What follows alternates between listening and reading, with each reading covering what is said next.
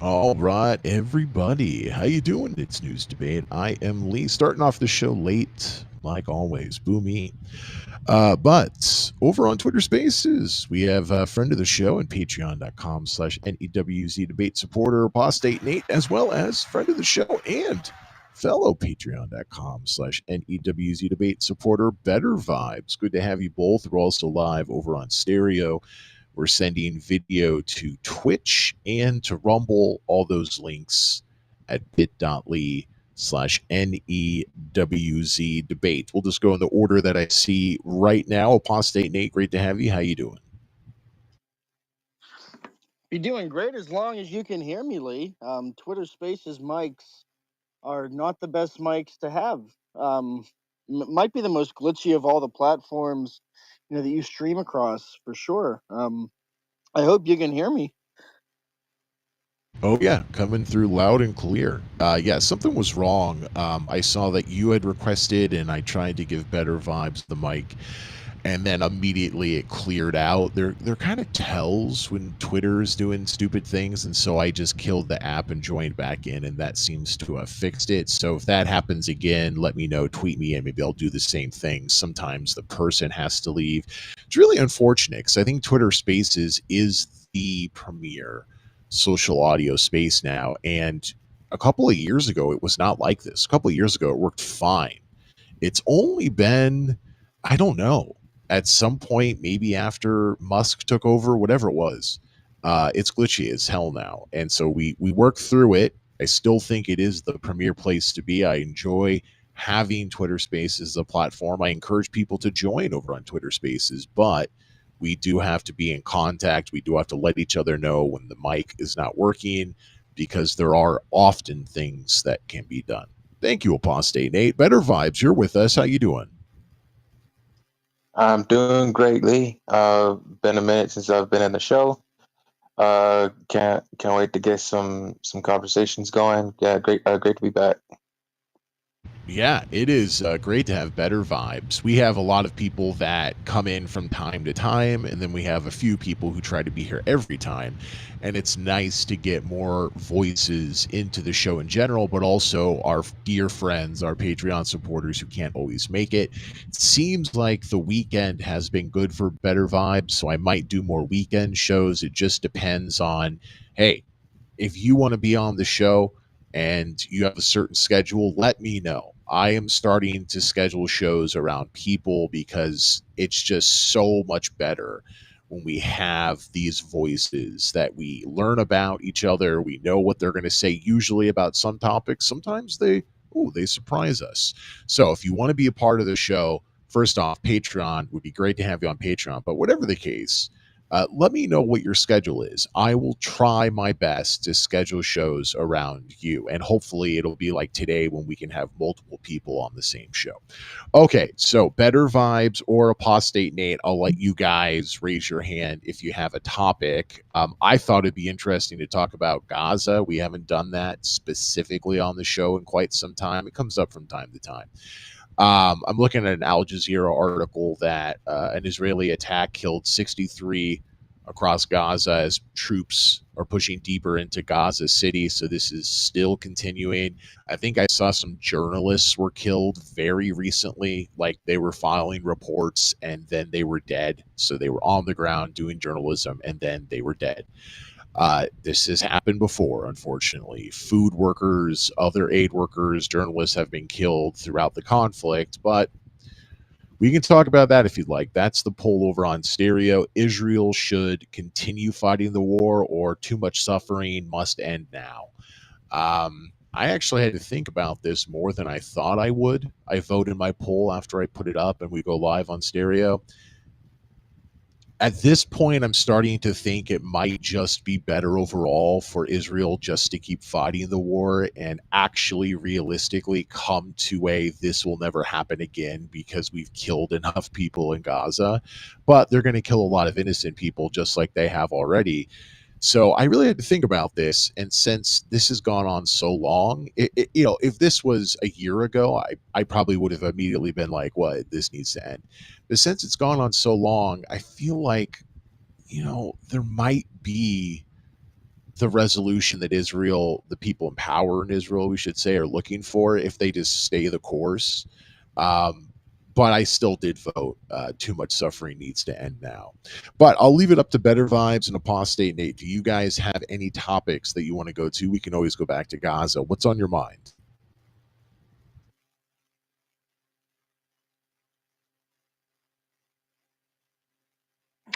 Yes, Lee, real Apostate quick Nate, take is it away. yeah, as far as Gaza goes, let me get inside here because somebody just set off a fire alarm. Um, Holy, Wait, time out. I haven't. You're somewhere and a fire alarm just went Yeah, off, no, and no, your there was a response like a was, neighborhood, "Let me close the voluntary door." fire company. There's Wait, a time out. big it's just a volunteer fire siren. That's all. Oh, okay. One of those antiquated. That's what we should do: is show on. We don't need these damn things anymore because volunteer firemen have cell phones. I think that would be a great topic. Unfortunately, I think I also just exhausted its entertainment value. Um, Lee, I've been trying to make sense of Gaza ever since the events of October 7th, and I don't know what happens in Gaza long term if they don't have a government in there whose stated purpose is not the annihilation of its enemy. I think at this point I'm with you. No more bombs, no more bullets. This has to stop. Israel has made their point.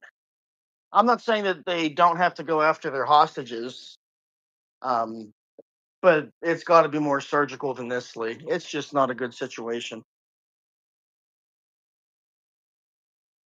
Yeah, the hostages, that's a really interesting point. I think technically some are probably still alive, but I assume not many. Throughout the conflict, they've recovered dead hostages. In fact, one hostage could have, if not more, at least one hostage could have been recovered alive, but was killed by Israeli commandos. I mean, you can assume that sort of thing is understandable. Like, there's a lot of shooting going on, but that did happen, and it was reported and it was confirmed, killed by Israeli fire while they were trying to be rescued.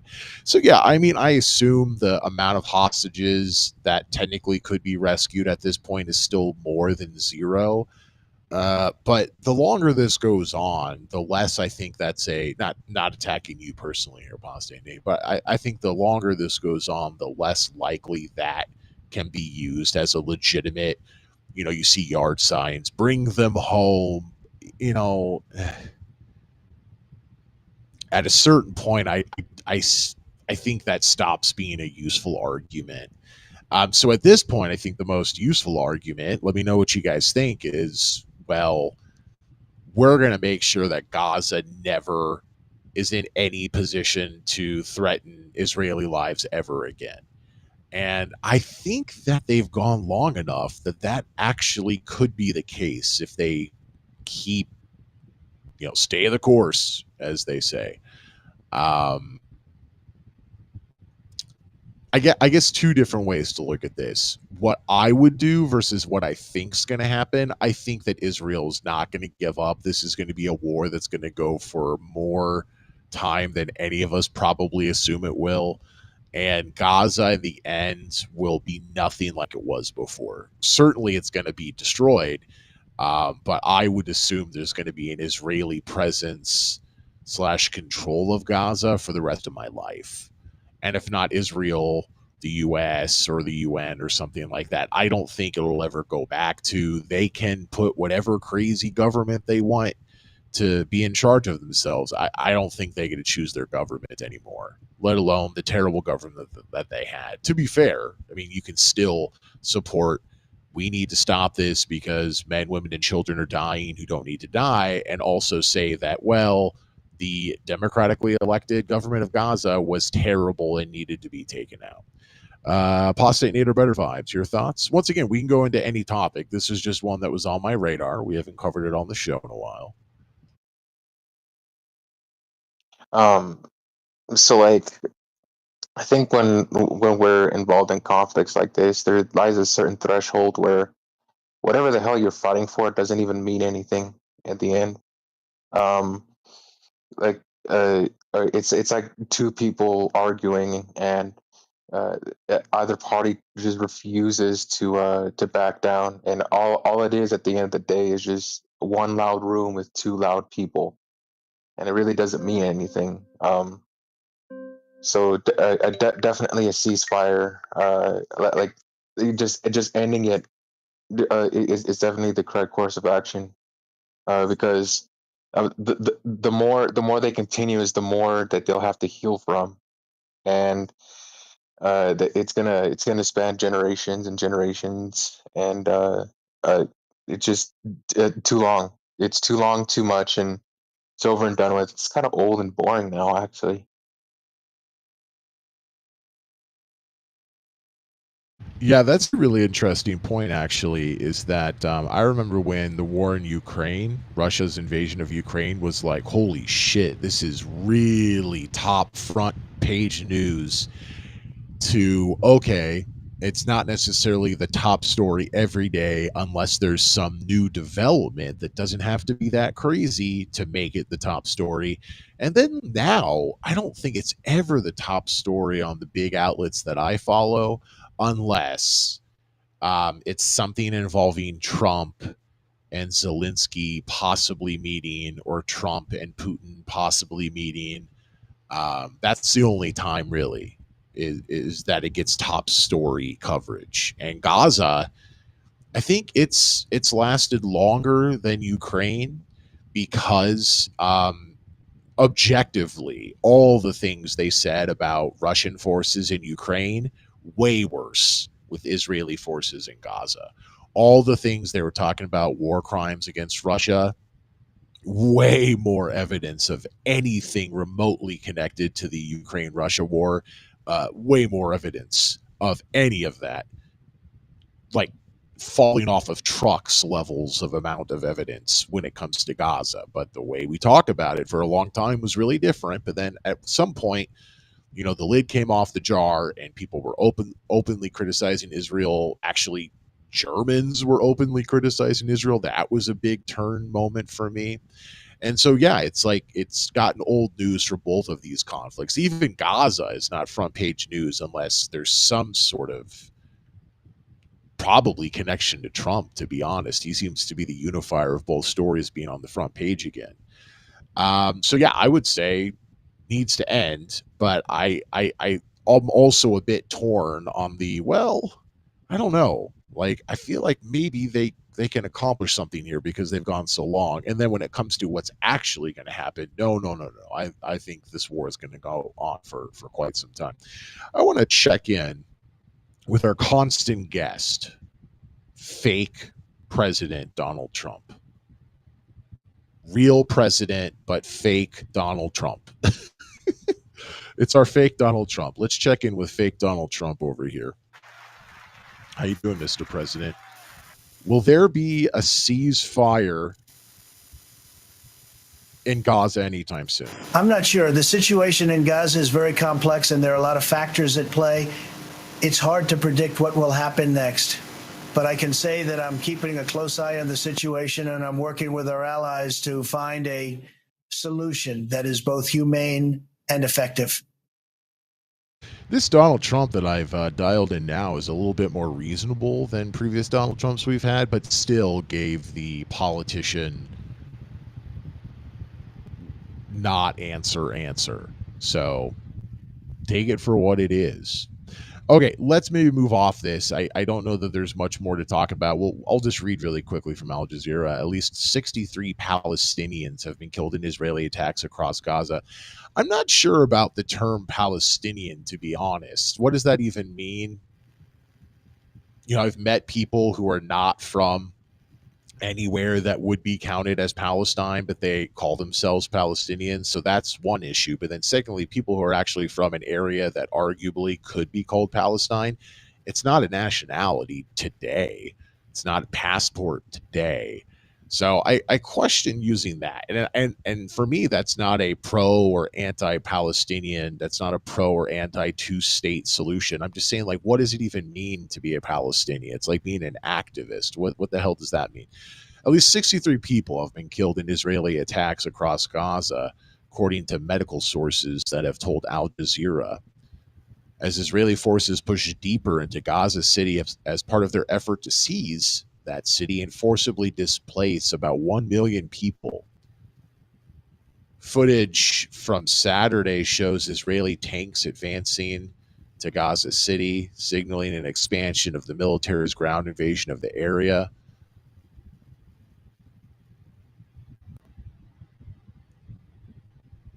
At least 22 people were killed while seeking humanitarian aid throughout the day. That's happened several times when people are out trying to get food or trying to get aid, and they just get shot at.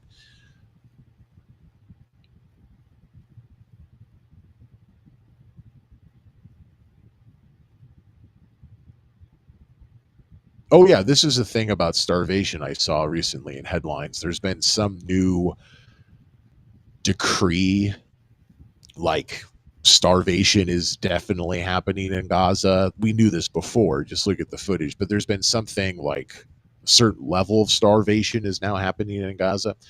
Palestinian health authorities, what does that mean? Said on Saturday that 8 more Palestinians, including 2 children, died from malnutrition over the past 24 hours, raising the total death toll to 281 since Israel's war on Gaza began nearly 2 years ago. Here it is. The United Nations yesterday officially declared a famine in Gaza. That's what I saw in the headlines. There's official declaration of a famine going on in Gaza from the United Nations. Unfortunately, the UN doesn't mean anything anymore, so, well, means nothing. But hey, it still happened. The first such designation ever announced in the Middle East, with experts warning 500,000 people face catastrophic hunger. The UN has accused Israel of systematic obstruction of aid deliveries to the war-ravaged Palestinian territory. And the Secretary General of the UN, Antonio Guterres, describes the famine as a man-made disaster.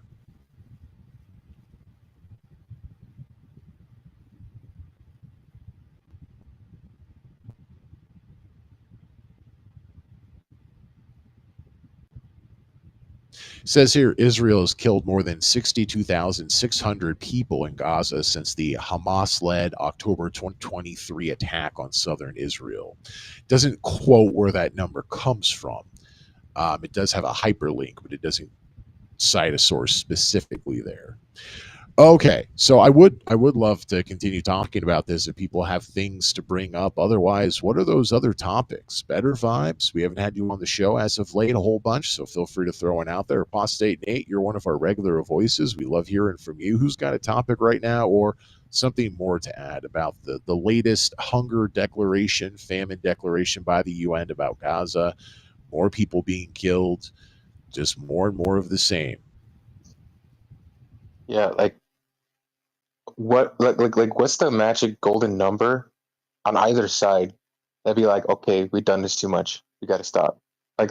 What's the big slap to the face that makes you, sober up and be like, okay, yeah, I'm done. What would that number look like to you?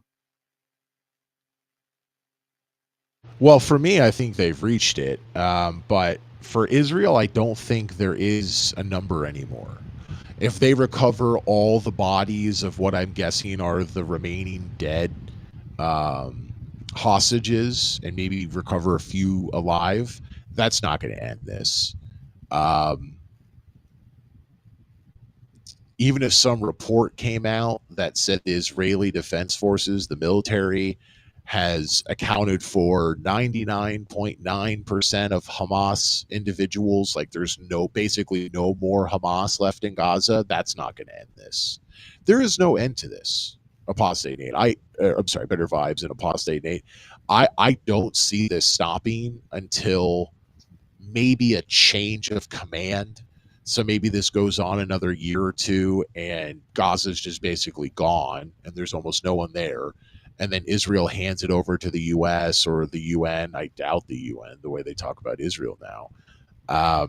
That's the only change I can see. Otherwise, this just foreseeable future, Israel controls Gaza, and they're just going to keep doing this. Any disagreement?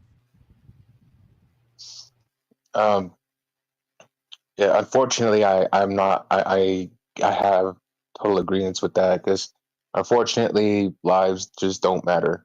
At the end of the day, like, people don't give a shit, and it's a sad state of affairs that we currently live in. Like I it's 2025. I hope we've evolved past that, but apparently not. People unfortunately just like watching people die.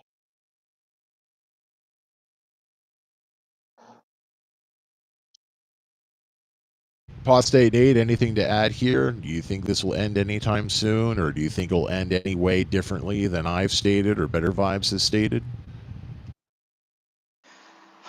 Imagine the resentment that's building over the coverage of starving children and 60,000 plus casualties in that war. That is how you make sure conflict never ends, is to put your boot down so hard. We've learned this as a species historically, that I mean, we learned this. I think I brought this up the last show. If I didn't, I should have. We learned this most famously with the Treaty of Versailles. Post World War One, just putting the boot heel of the world to the neck of the German people. And Israel looks like they're engaging what's something like in politics, what I was taught was almost total war. Just wipe it all out and start over. If you don't wipe absolutely everybody out, and I mean everybody, you're going to generate so much generational resentment. Lee, this is never going to end. Yeah, unfortunately, I would agree with that. I don't think this ends. I don't think this is like Afghanistan ended. We totally screwed it up, and I'm going to blame Joe Biden a lot for that. I think it's fair to say Iraq has ended in a better way, oddly enough, because Iraq was the bad war. Afghanistan was a legitimate war. Um, but Afghanistan clearly turned out to be a shit show, and Iraq is better. I think Iraq's over. Afghanistan's certainly over. I'm not sure Gaza's going to be over in the next decade or two.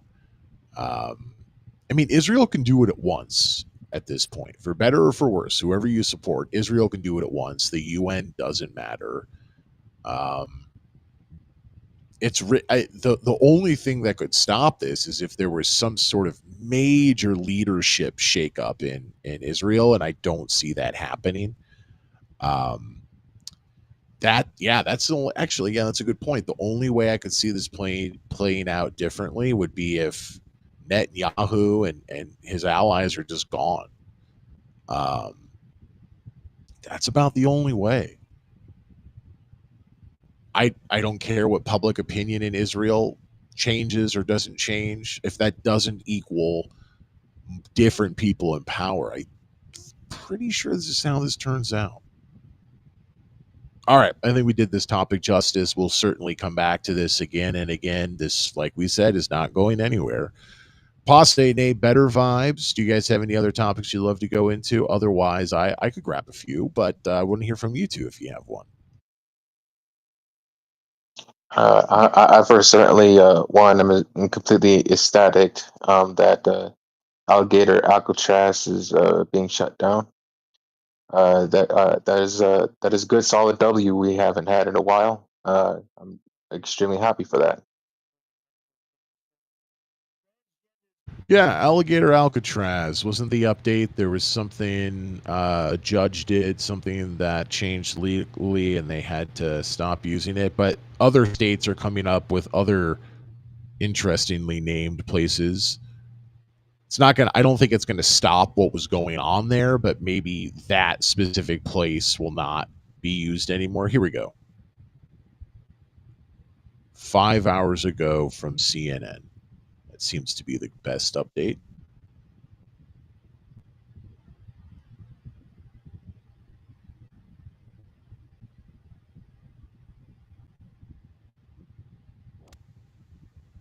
All right. Alligator Alcatraz may be shut down before Halloween, but Florida already has a backup plan. Nearly 2 months after the hasty and controversial birth of Alligator Alcatraz, a federal judge has slammed the brakes on the operation, ruling that no more detainees can be sent to the remote migrant detention camp deep in the marshy wetlands of the Everglades. It was built in just a matter of days and garnered sharp criticism for the treatment of migrants who have been confined in cages amid sweltering heat, bug infestations, and meager meals, prompting congressional representatives as well as state representatives that actually witnessed the conditions. So they went there and checked it out to demand its immediate closure. A U.S. district judge, ooh, it's a lady, on Thursday issued a preliminary injunction. So this is, once again, as we often deal with the judiciary, this stops things for now. It's not like a Supreme Court decision that has said, well, this is how it's going to be for the rest of time. Wait, no, that's not how it works, because they had Roe v. Wade, and then it was confirmed in the 90s, and then the third time they shut it down. Okay, usually when the Supreme Court says this is how it is, that's what you can count on. This is not that. It's a preliminary injunction as part of a federal lawsuit filed by environmental groups and a tribe of Native Americans from Florida. It turns out this Native American group has reservation areas within miles of the facility, not the facility itself, but within miles of it, and raised serious concerns about the impact the facility will have on their land and the environmentally sensitive area. Oh, okay. So this is like when they got Al Capone for not paying taxes. The judge is not saying you can't treat people like this. The judge is saying, well, maybe you shouldn't do it next to tribal lands. And part of the Everglades we want to protect, right? So yeah, glass is half empty on that one. So this preliminary injunction, what is it? It's a temporary order put in place until a court can make a final decision. The state has already initiated an appeal of this preliminary injunction. So they're appealing the short-term stop. Ooh, then they got a picture of it here. I mean, it's definitely a place. It's not like it's cages that are floating in the water. Yeah, it's definitely a place. I'm sure it's terrible to be there, but there's the picture. But Florida Governor DeSantis is doubling down on immigrant detention centers in the states, including announcing a new detention facility dubbed Deportation Depot, which can hold as many as 2,000 detainees. So for now, aside from this new Deportation Depot, it's right next to the Home Depot. Wow, that's convenient. For now, the installation of any additional industrial style lighting at Alligator Alcatraz is prohibited. You can't have any more paving, filling, excavating, fencing, or erecting any additional building or tents. This preliminary injunction also mandates no detainees beyond those currently housed at the facility can be moved there. Oh, wow. So it actually just keeps operating the way it is. It just can't expand. Yeah, so that is really a preliminary injunction there.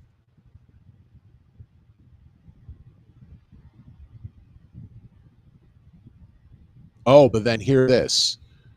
All the stuff that's out there must be removed within 60 days of this preliminary injunction. But that would be if the appeal doesn't go through. And I guess that would be if the injunction leads to a court decision that says, no, it's fine. So, yeah, this is a little confusing. So it looks like they have at least 60 days before they have to start tearing stuff down, unless there's another court ruling that says they don't have to, if I understand that correctly.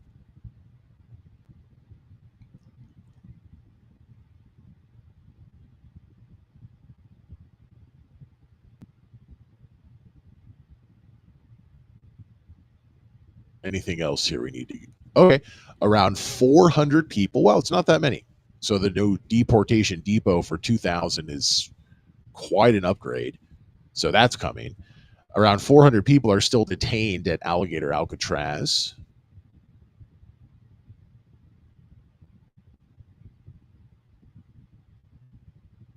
And it remains to be seen whether the DeSantis administration, the administration that runs the state of Florida, will fall in line with the injunction's demands, which says within 60 days they have to start tearing it down, including halting new detainee arrivals, taking down that infrastructure. They also could just say, screw you, we're not going to do it.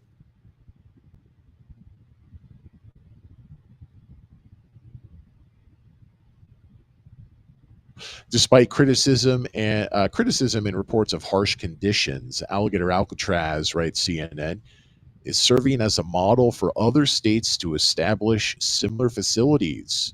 We just mentioned Northern Florida is building a deportation depot for 2,000 detainees, as well as an additional immigration detention center in Indiana and Nebraska.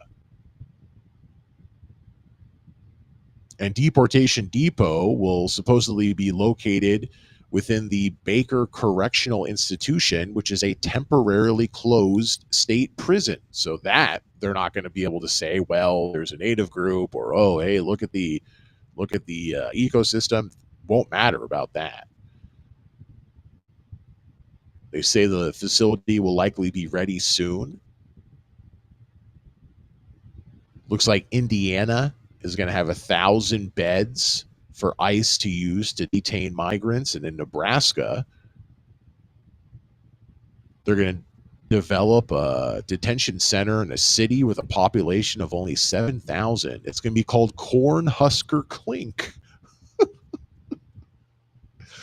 That's not quite as good as Deportation Depot or Alligator Alcatraz. I think they could try that one again.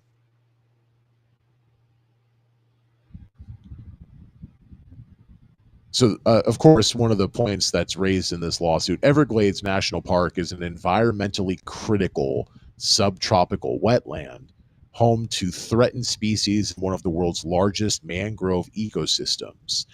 I don't think for a second that's in jeopardy because of Alligator Alcatraz, but I guess if they can use that excuse, but that's BS. It's not going to destroy the environment. At least I haven't seen anything that specifically says it will, other than just being there. That's not going to. The facility was already there, from what I understand. They probably expanded it, but it wasn't a new facility.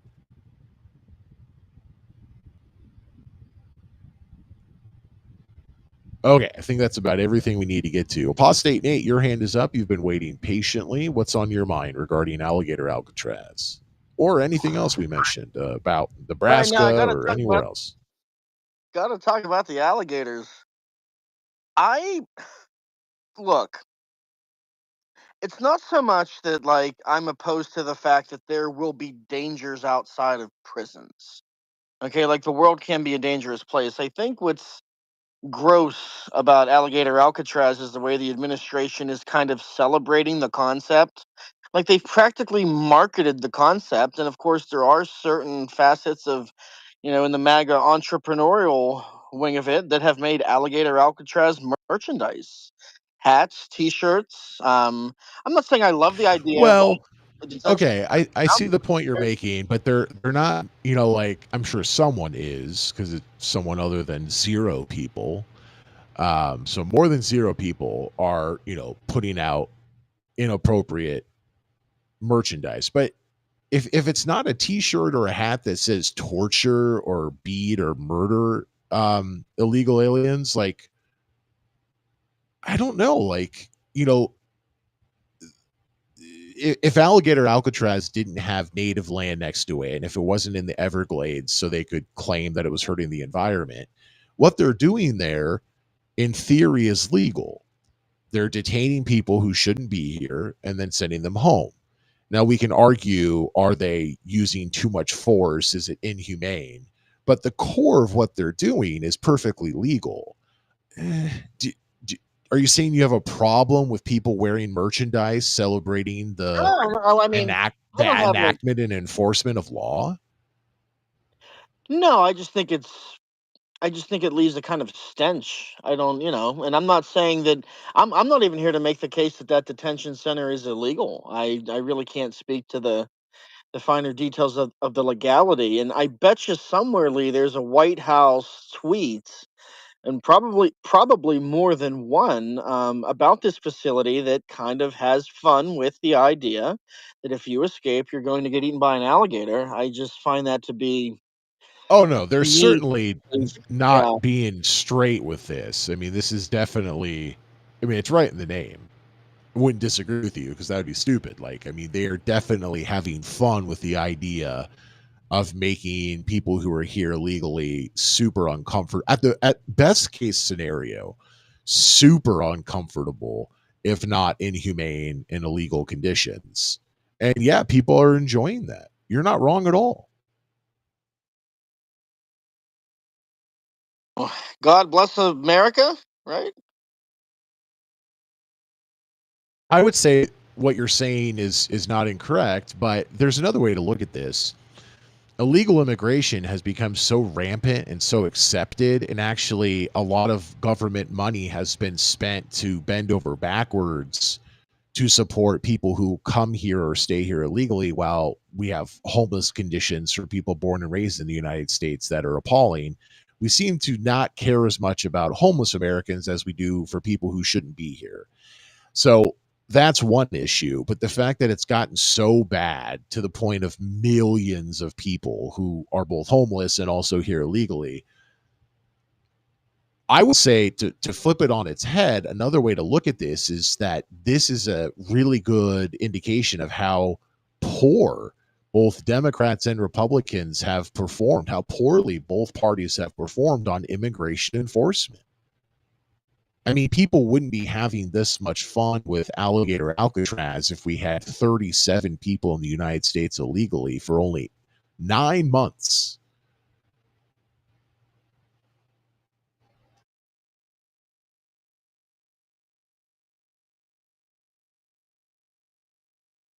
Better vibes, your hand is up. What do you have to add? You brought up alligator Alcatraz. What do you think about the ruling and the fact that it's not technically donezo? It could come back, but even if alligator Alcatraz, you know, has to be shut down in 60 days, Florida has one that's 5 times larger. Nebraska's doing the Cornhusker clink, Cornhusker clink, and then Indiana's doing, what is it, the Hoosier hoedown? No, it's not negative. Something with H. What do you think about all this? Um, so as far as like environmental risks and stuff, like the environment, the earth, it is a incredibly um perseverant force. It's an incredibly um a determined force. However, it is also fragile. Uh, as humans, the way we've been treating the environment has caused forced evolution upon many species to become more bold. Um, some of these species, survived and thrived off of being timid, hiding and stuff. But with our buildings, they get more bold, and that's why we see more rat infestations, because they just they want to dive in and get the food. That's so But let me ask you this, it's better vibes. So, do you think people are trying to shut down alligator Alcatraz in any way they can, which means talking about the environment, or do you think that alligator Alcatraz is actually a really bad potential destroyer of the environment in the Florida Everglades? I care to wager that anything that we have is a potential destroyer of any geographical location that we've settled Yeah, upon. but like, but I thought maybe I wasn't making this very. I have failed. Um, if this was just outside of Tampa, um, no one would be saying that, right? So I would say, do you think it's fair to conclude that this is just people taking advantage of the fact that it is out in the middle of nowhere rather than anything specifically about what is there that has the potential to destroy the environment than if it had been built outside of Miami? Um, so the it's a good let's see how to say this. It's a good point to bring up geographically. Where they're settled upon alligator Alcatraz. The specific place itself is fragile. If it was any other place, then I don't think they would have any legs to stand on. Uh, because like other things have been established and like worked around. So I think in environmentally, like they got lucky. They drew they scratched off a winning lottery ticket with argumentation there. And had a good spot to argue that the environmental angle for its closure. Um, Yeah, I'm that's very that's a displeased really how. good point. They got lucky. So let's talk about that. So I think that this could realistically lead to the end of Alligator Alcatraz. So 60 days from now, or however long it takes. Okay, you can't put people there anymore, and we actually have to dismantle it. But the one they build in Nebraska, the cornhole, Cornhusker Clink, and the one they build in Indiana, and the one that they're building for 2,000 people in northern Florida, they're going to learn from that mistake. So, okay, hey, Republicans, you screwed up. Democrats, you guys get a win. Enjoy it because you don't get many wins anymore. But that's not going to happen anymore, right? I mean, they're not going to make that mistake again. They're just going to put these in normal places and then just treat people like shit when they're there. They don't have to have them next to alligators. Just make it really hot in the summer, cold in the winter. Don't clean stuff up. Keep the people really close to each other. I mean, that's about hell right there. You don't have to throw in alligators or lizards or snakes or spiders or anything, right? So you're right. This was the luck that liberals had. And I guess touche to them for rolling on that luck because they're not going to get it again, right? um well, when it comes to luck, you got to make your own luck. So it like that only Hey, that's good. that like I'm sure it was there. They just had to unearth it. So when it comes and then that only goes to show like how fragile this practice is. This inhumane detention of people. So like if one could come down, all of them can come down. And I think I think this may be a snowball effect rather than just a, oh, you got this, you can have it, kind of thing. I think we can you build upon this at this moment and just get them all shut down and have the U.S. take correct course in dealing with immigration.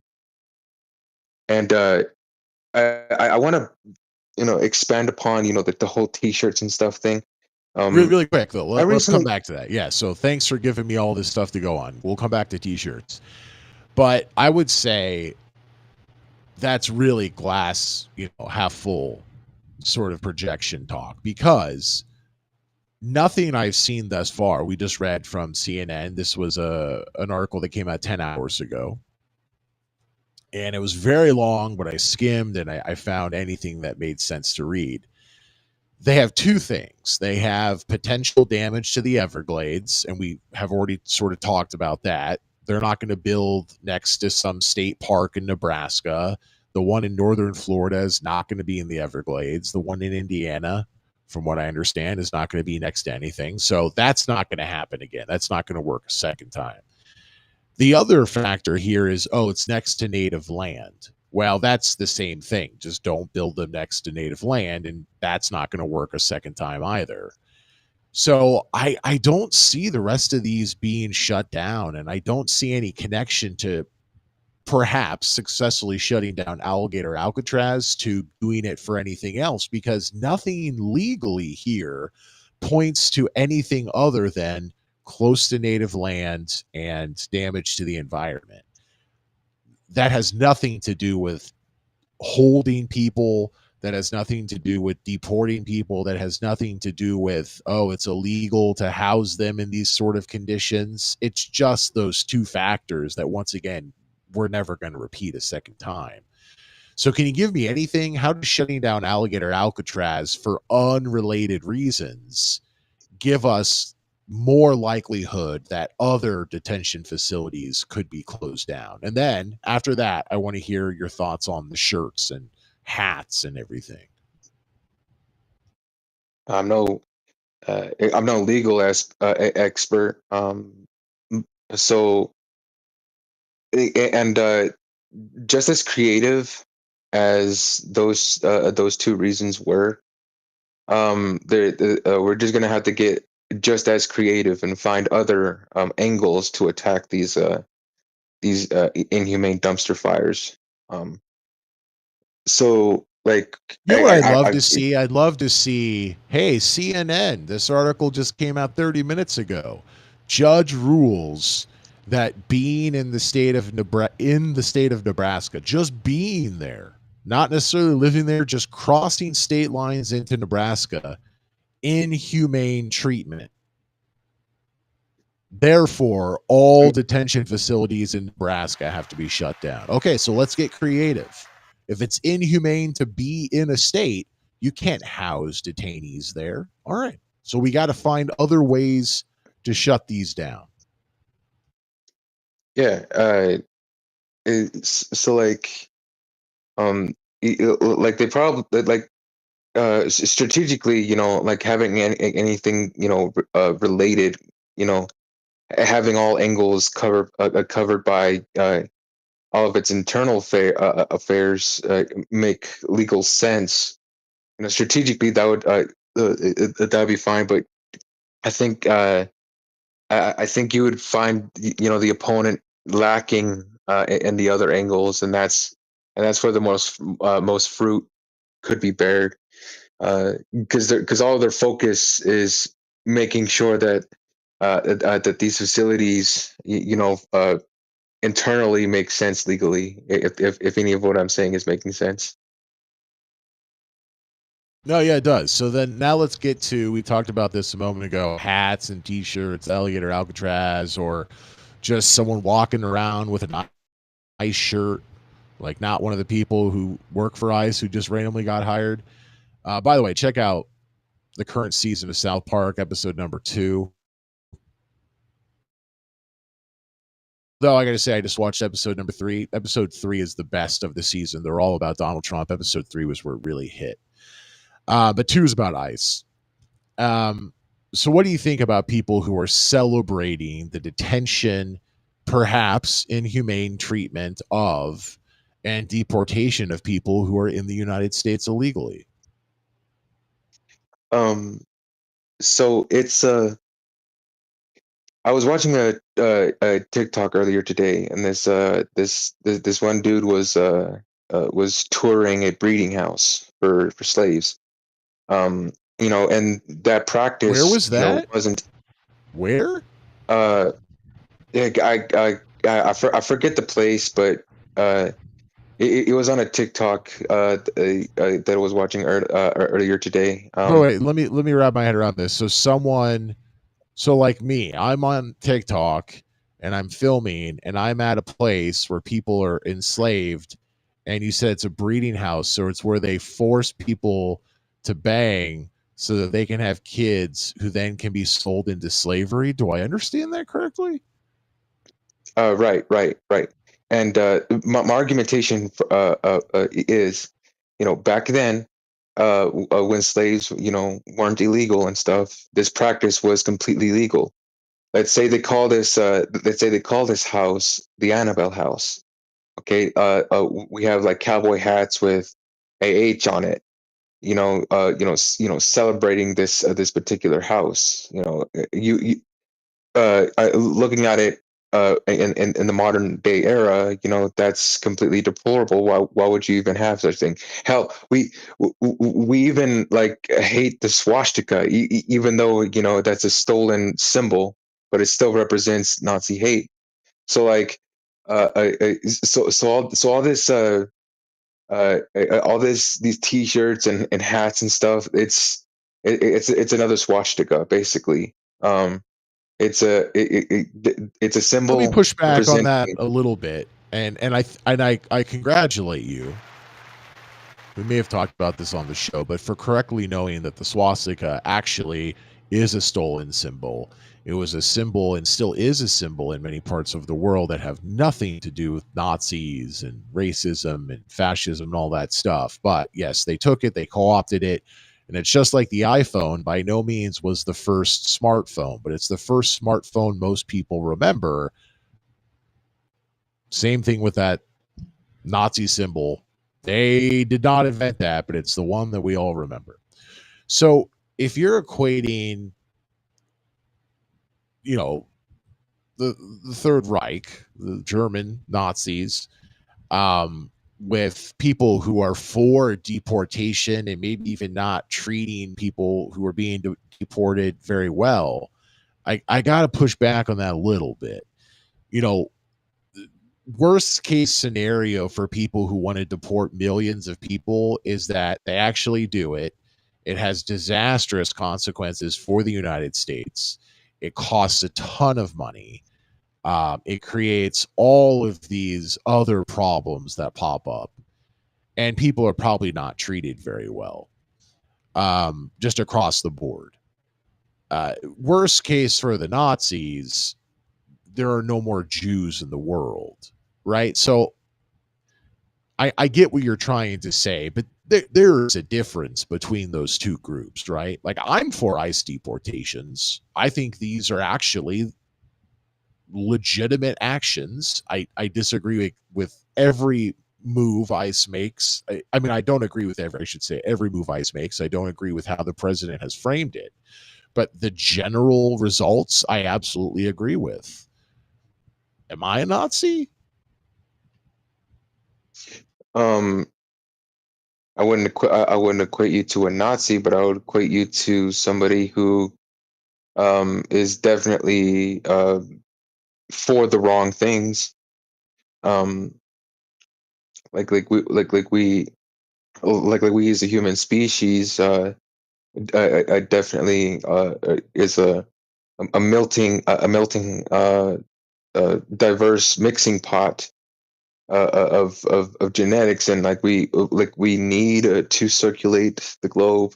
um it's You don't think for that there's experience, enough for genetic immigration to diversity. the United States? I mean, I'm not saying I'm against immigration. I just think people who are here illegally should be forced to leave. I I Yeah. I I think we should create systems to which allows them to stay. And instead of putting like creating systems into what you are, create systems of what you can be. So like all these proposals of system is like, oh no, you are this, go over here. You are this, go over here. No, you can be But that's this. how the world works. I Okay. mean, people have passports, people have IDs. I mean, you are what your data says you are. I mean, don't you think if they did this 20 years ago, if ICE had a huge roundup the way that they've done thus far in the second Trump presidency, if this had happened 20 years ago, less people would have come to the United States illegally in the last 20 years, right? Doesn't this also send a message to stop more problems from happening in the future? Um, I think the only message is like um we is the United States has become very hypocritical, uh from its core beliefs, from its core foundations. We I mean, we've we never been for everybody can come and we can't do anything about it. That's never been the case of the United States.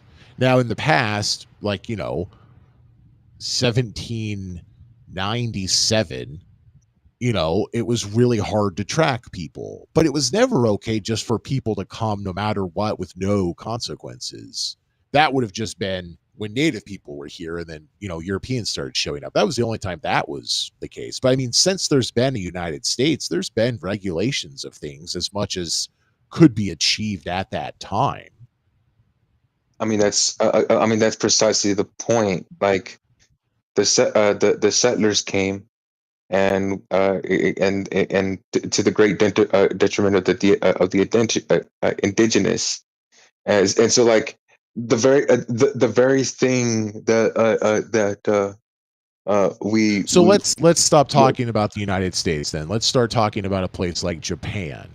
The vast majority of people in Japan are ethnically Japanese, and they've been controlling that land, I think, since people lived in what is now considered Japan. If they had as many illegal people as we have, maybe we should say per capita, so it'd be a smaller amount, but Japan has more than 100 million. Is it like 128 million, something like that? That would be still a significant amount of people. They could act this way, but because America was not America 500 years ago, we're not allowed to act this way. Do I understand your argument correctly? correct. I mean, like the very thing that made America is what we're destroying now. So we're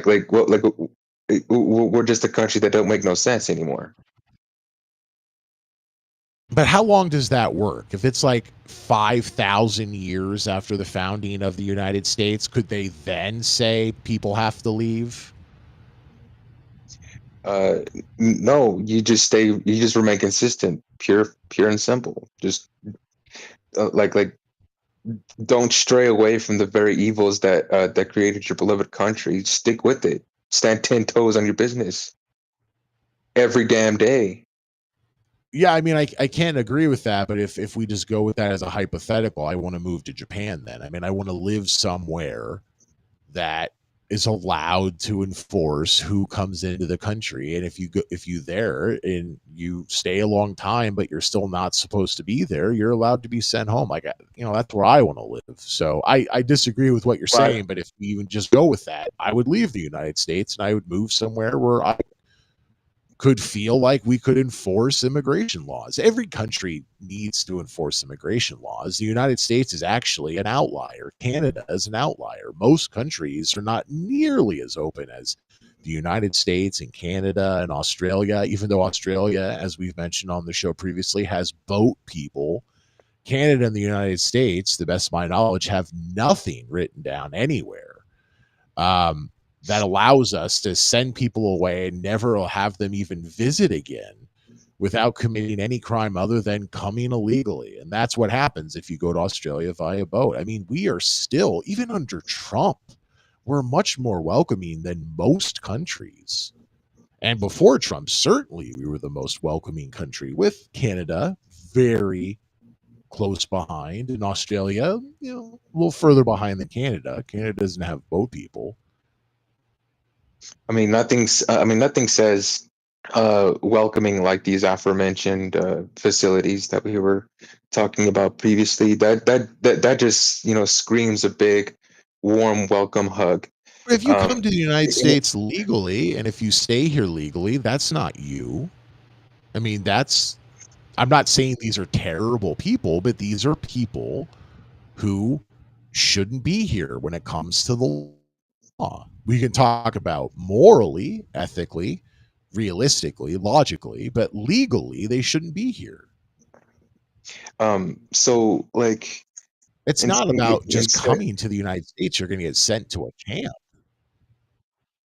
instead of like having all these people all gathered up and like start and start wanting to give them the boot, enforcing the system that rejects these people.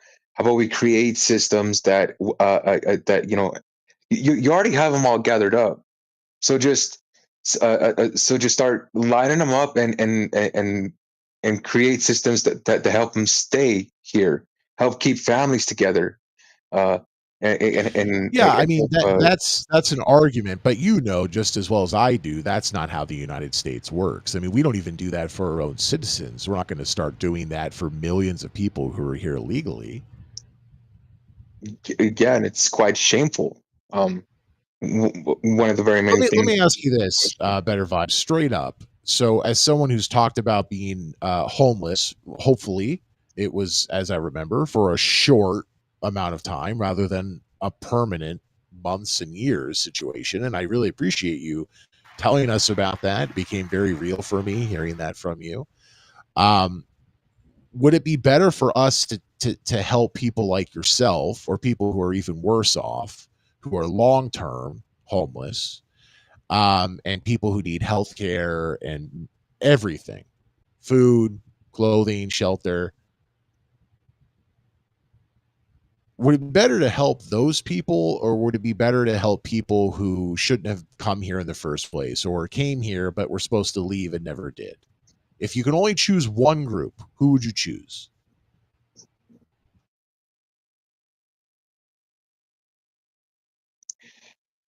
I would choose I would choose the homeless population.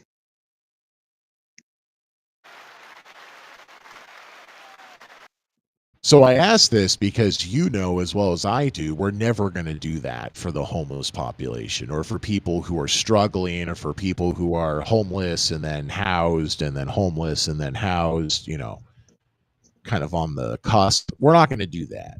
So I just can't support doing that for people who shouldn't be here in the first place. If we can help every homeless person, if we can help every person who needs mental health treatment, if we can help everybody who needs this, that, or the other, then I am very open to not deporting anybody ever, unless like, child molester or something like that.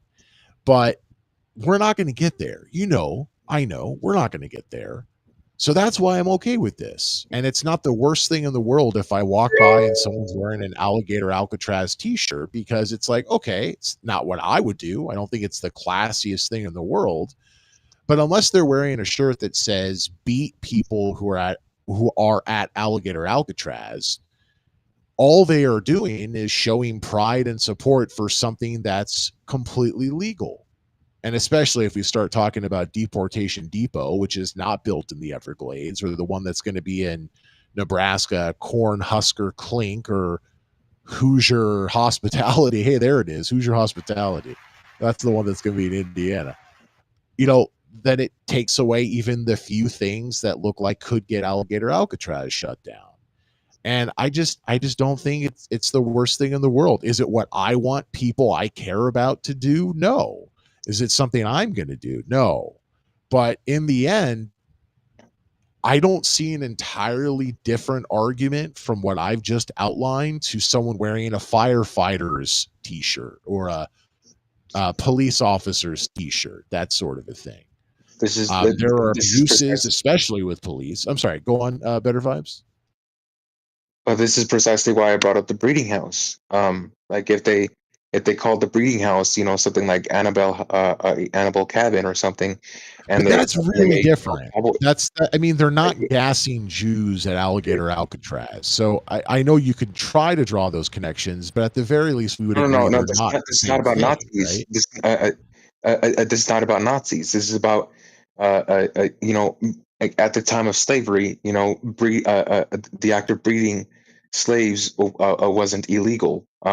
So Yeah, but that's not now anymore. all There are the a lot of terrible things that have happened in the world that are not happening right now in the exact same way. so like so like if those breeding houses had like merch, would you wear that? Would you wear that merch? back in the day, if that were something they sold, it would have probably been just as acceptable as it is today to do something for Alligator Alcatraz, or like wear an ICE shirt and you're not a member of ICE, because that was a So norm back then. That slavery was a norm everywhere. You find people, you found slavery in human history. I so don't see how so here this in the is diminishing something today. I mean, you so used to be able to cut off so people's hands or hang them for stealing a horse. I mean, that's what it was back then. Times have changed. right. So like people here in the now, we cringe at that stuff. What will the people in the future, will they cringe? Will they cringe at you? Like I it's cringe all about at looking at people who had mustaches back in like the 50s and 60s. It doesn't mean that it has any bearing on today. Well, no, I'll take that back because the mustache is coming back. It's becoming popular again. But I mean, like, I just because something was not okay is not okay today, and most people would say, "Oh, it's terrible that that existed ever." It doesn't. I get the point you're making, but I don't see the connection. Really quickly though, stay with me, Better Vibes, and stay with me, Apostate Nate, over on Twitter Spaces. We got a few messages over here on stereo. Let's hear from the electrician. Hey, friend of the show, the electrician.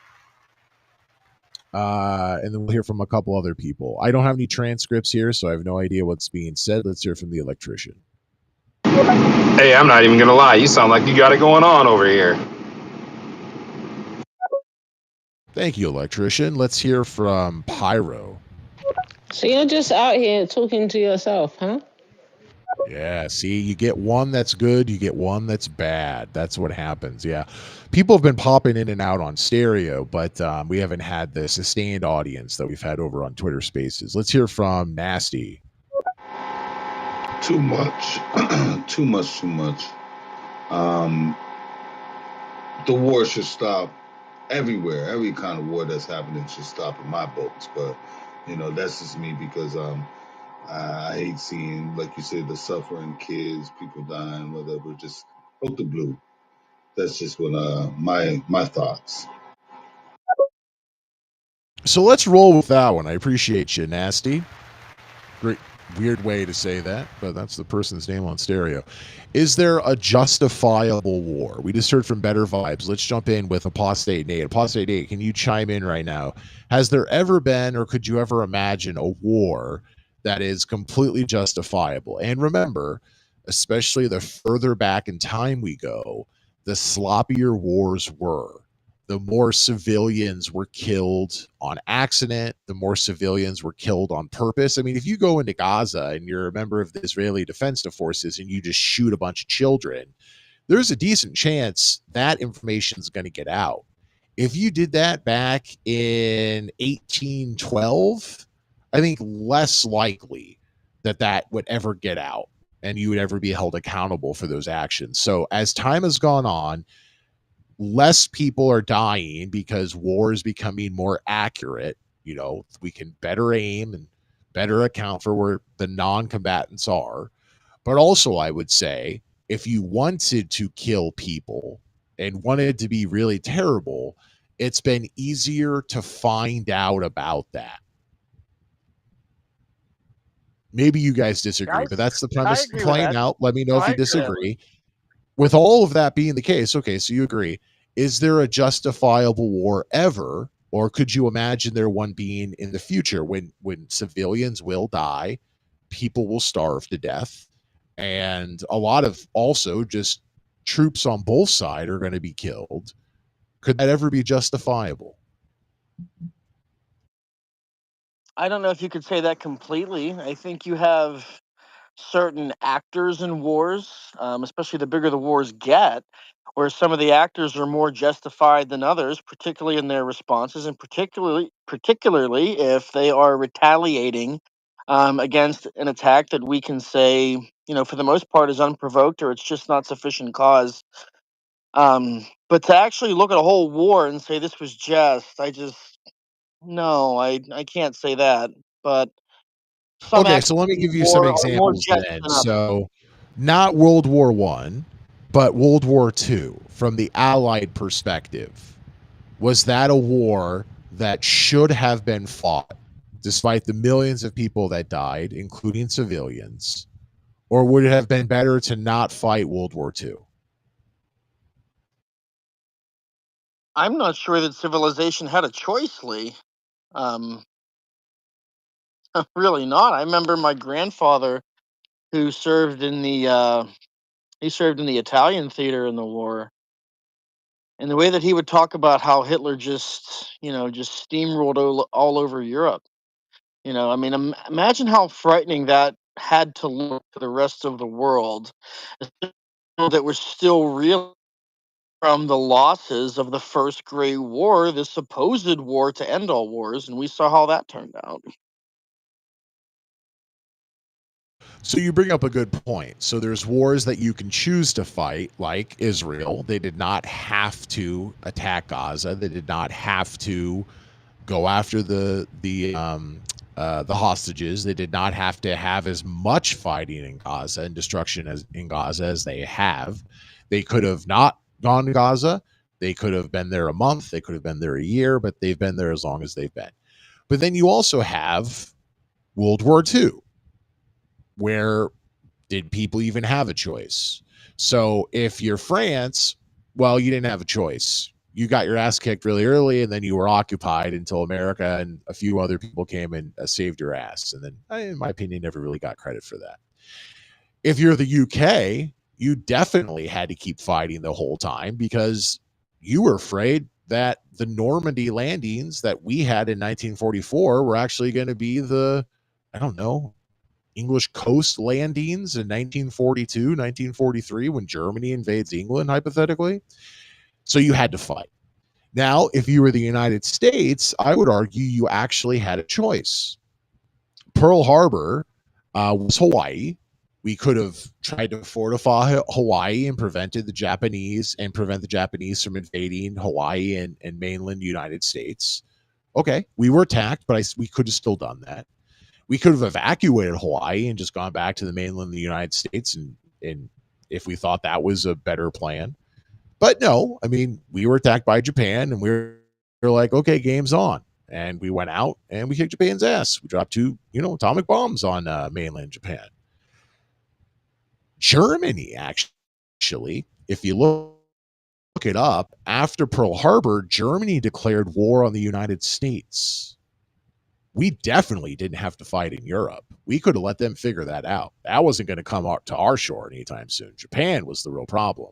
Now you can argue eventually Germany would have, came knocking, but Japan was the clear problem. And actually, it's kind of strange because the Pacific theater was the secondary theater for the United States. Our main focus was Europe, even though Germany declared war on us like through telegram. They didn't bomb Florida. There was like some German submarine that dropped off some spies, and I think one of them turned themselves in, that sort of thing, but nothing like Pearl Harbor. So even World War II, where I think you correctly make the point that, well, Lee, did people even really have the choice?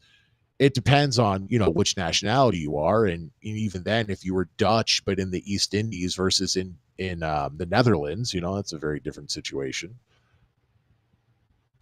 So even in the war that I always think of as the legitimate war, World War II, you still have some different shades of gray there.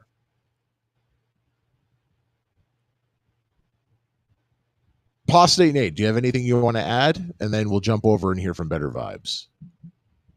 I really don't, Lee. I think the history of war is painted in shades of gray.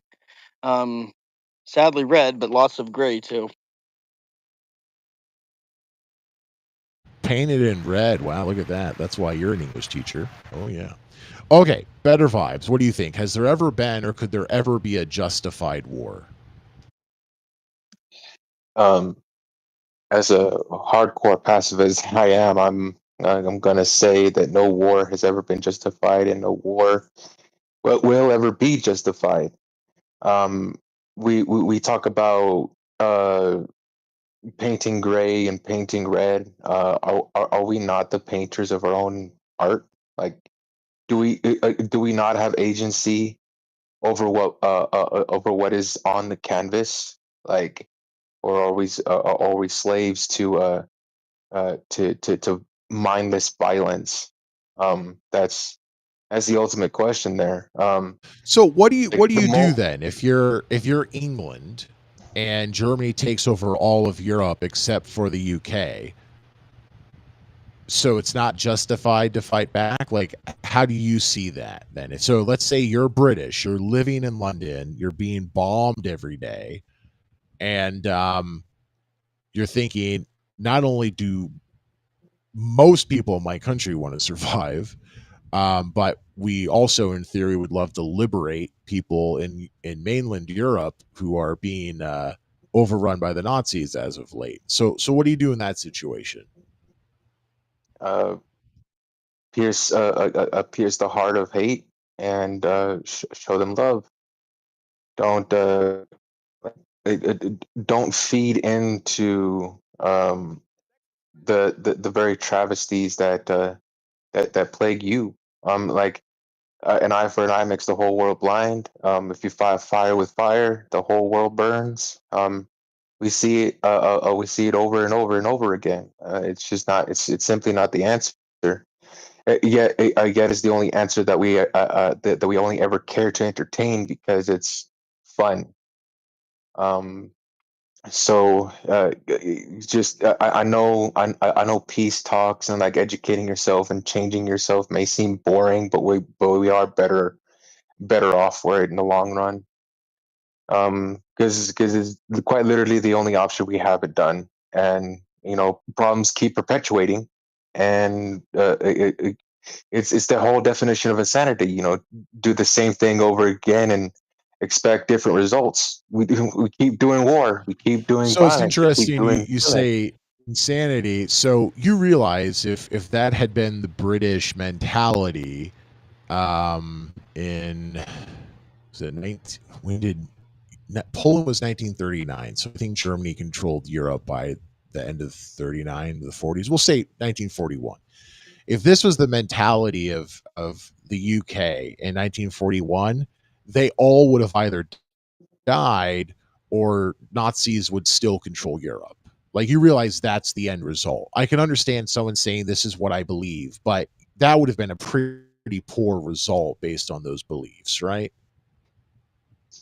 Um, you're presupposing that those events would occur. I mean, like uh, uh, it, other pathways could have opened. We could have made advancements in actual de-escalation, education, and peace talks. So you think that the Could Nazis, who really made their mark on the earth by sending people to concentration camps and gassing them, to the tune of like 6 million Jews, but then also other people, who unfortunately often get forgotten in the Holocaust. There were a lot of people who were killed by the Nazis.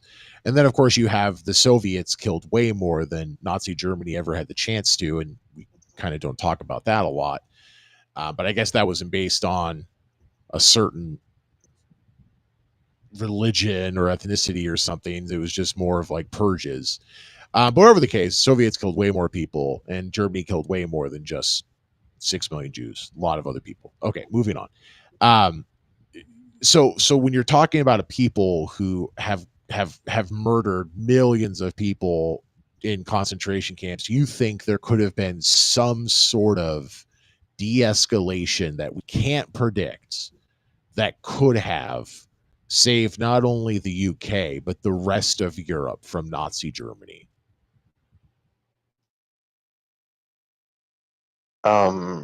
ask that one more time. Sorry.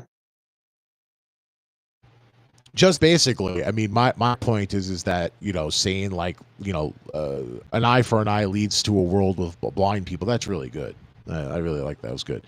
But if you're 1940s UK and you're not willing to fight, I mean, either everyone in your country is murdered or a lot of people are murdered and Germany takes over your country, and it's probably still in control of your country to today.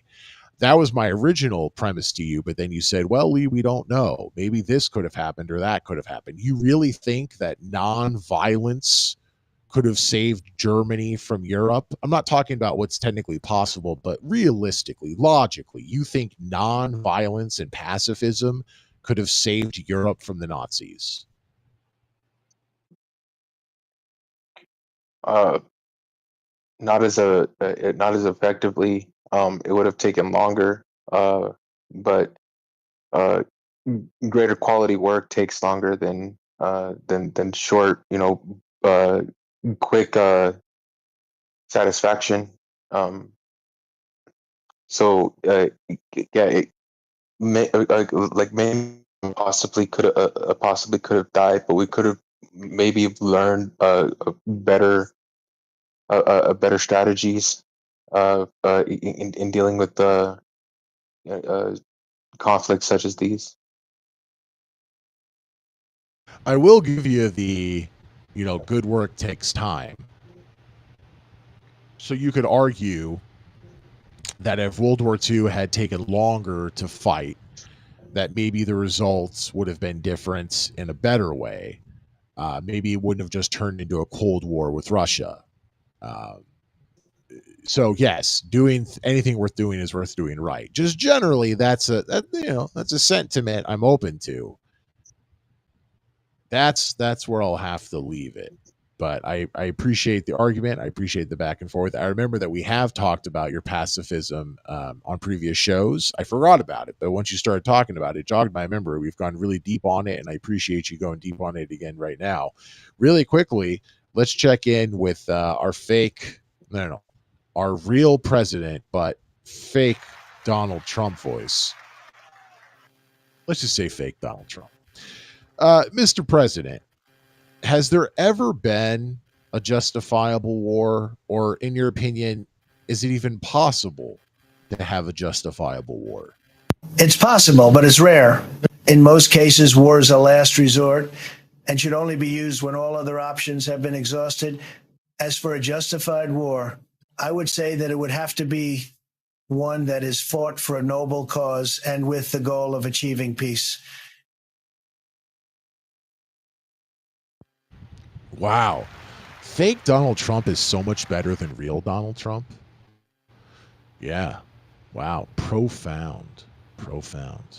Okay, we've been going about an hour and 20 minutes, an hour and 25 minutes. We talked about Alligator Alcatraz, talked a bit about Israel's continued war in Gaza. Anything else you guys want to cover? We got Apostate Nate and Better Vibes joining us over on Twitter Spaces. Got Leo and some others over on Stereo. Hey, how you doing, Leo? Recognize you. We also are doing our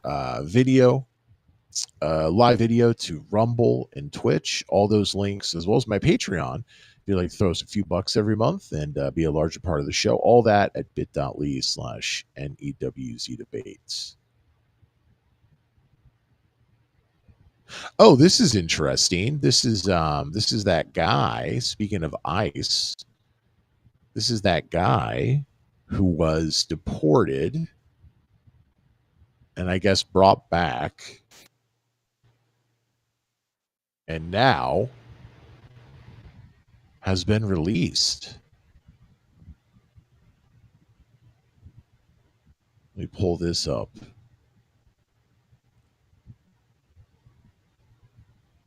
Abrego Garcia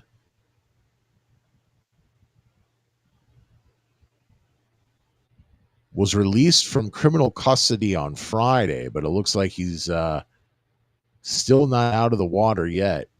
The federal government is trying to force, his name's Kilmar. Yeah, that's an unfortunate first name.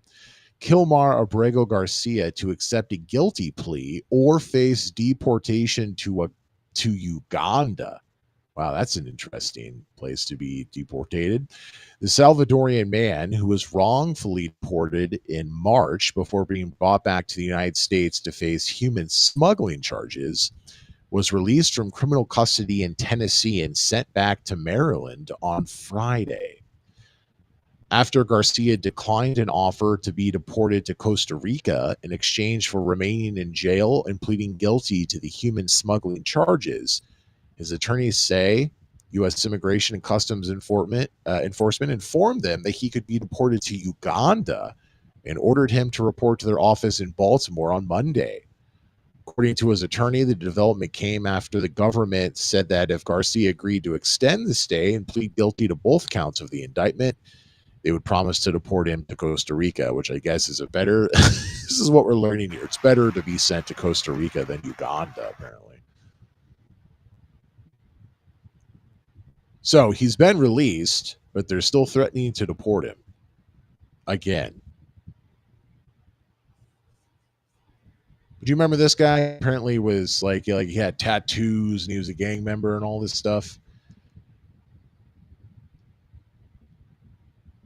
Yeah, this is the first I've ever heard this guy. So, Oh yeah. No, this guy was, yeah, he was all over the news for a while. He was sent back, and originally they weren't going to bring him back, but then a judge, I think, ordered they had to bring him back. But then they charged him with, I guess it's human smuggling, and so yeah, I guess he's out now, but he could be deported to Uganda. Definitely has tattoos. He does have hand tattoos as well, but there was some, I can't remember what was real or not. There was some conjecture that the hand tattoo photo was not real, or I don't know. I remember reading a bunch of stuff. I can't remember exactly what the final tally on that was, but this is a real life example of what happens when you start telling the world and pledge as a presidential candidate that you're going to send everyone who's here illegally home. And then you don't start doing that. Trump is nowhere close to sending everyone in the United States who's not supposed to be here home, but he's doing more than anyone has ever done in our lifetime to get towards that goal. So it's an unrealistic goal. It's not even fathomable. It's just, it couldn't happen. It's just physically impossible to do all that stuff. But if anyone was going to do it, it would be Donald Trump. Let's see here. What else do we have?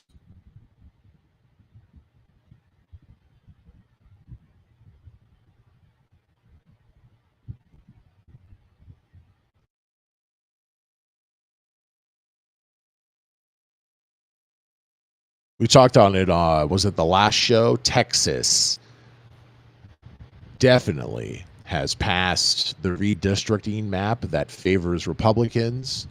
California has passed redistricting maps that favor Democrats, but unlike Texas, California now is going to bring those maps to voters as a ballot measure, and they'll get to decide whether or not to change the maps. But they've done as much as they can from a legislative point. Now it's a ballot initiative that'll be voted on, I guess, sometime soon. I'm not sure what the date is.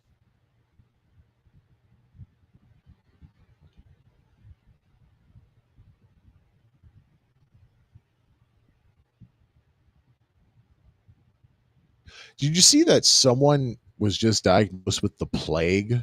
I think I saw a headline that someone, I'll have to look this up. It's these weird diseases. Every once in a while they pop up. I'm not talking about like smallpox or something like that, but the actual plague. Someone in the US was just diagnosed with the plague. Here it is. Yeah, better vibes. Your hand is up.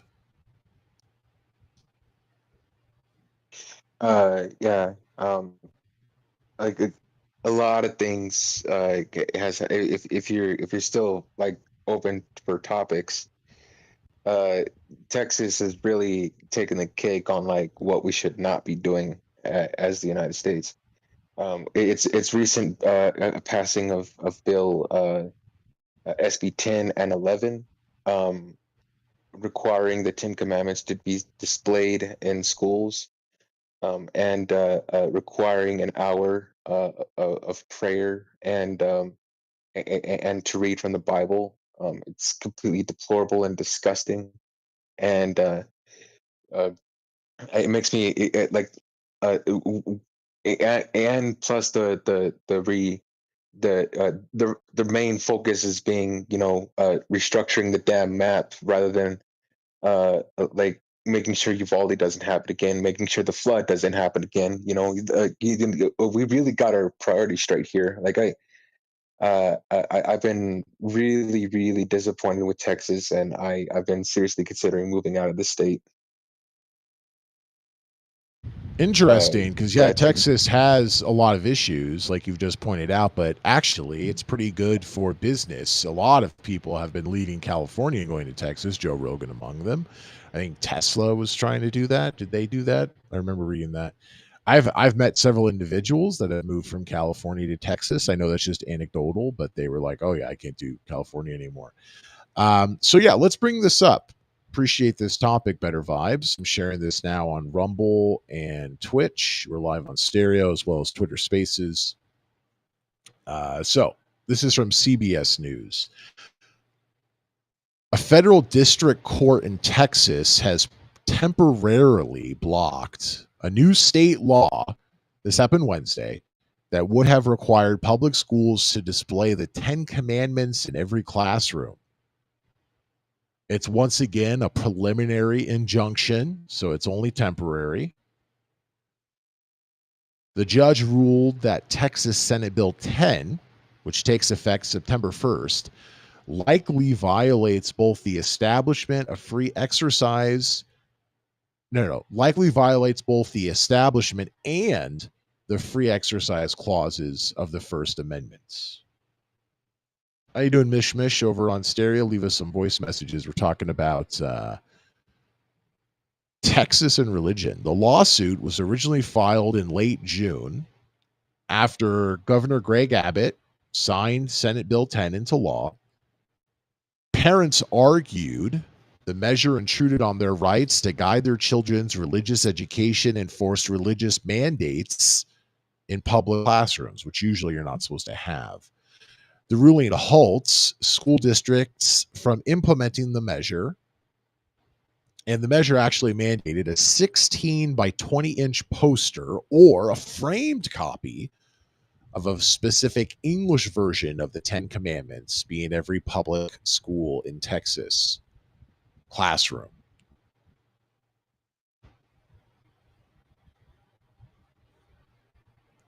The people who sued over this included Christian, Jewish, Hindu, Unitarian, Universalist, and non-religious families with children in Texas public schools. They all came together and said, "Blow me, Greg Abbott." They were represented by the American Civil Liberties Union of Texas. Boy, they must get a lot of work. If you work for the American Civil Liberties Union of Texas, you do not sleep. But Ken Paxton, the very, very infamous Texas Attorney General, defends the law and says the state will appeal the court's decision. So I don't see anything in here about prayer. I know you mentioned prayer. Let me see if I can find that. I do remember the Ten I think that was Commandments. SB That was 11. something that definitely was on my radar. I'm sorry? I think that was SB 11. Different bill. Yeah. I'm just trying to see, though, if I can find this.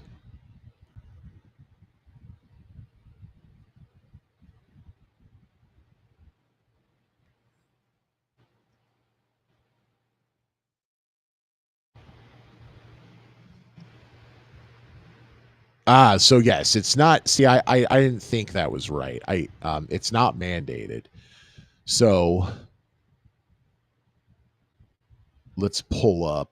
Is this the Texas Tribune?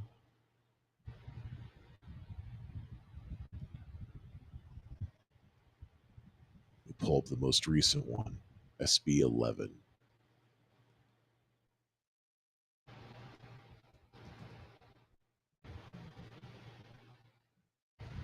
Okay, so this is May 22nd from Houston Public Media. That seems like a legitimate source.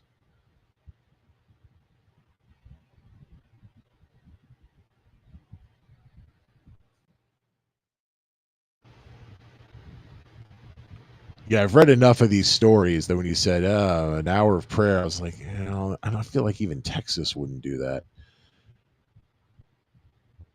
Okay, this is Houston Public Media, a service of the University of Houston, doing the Lord's work.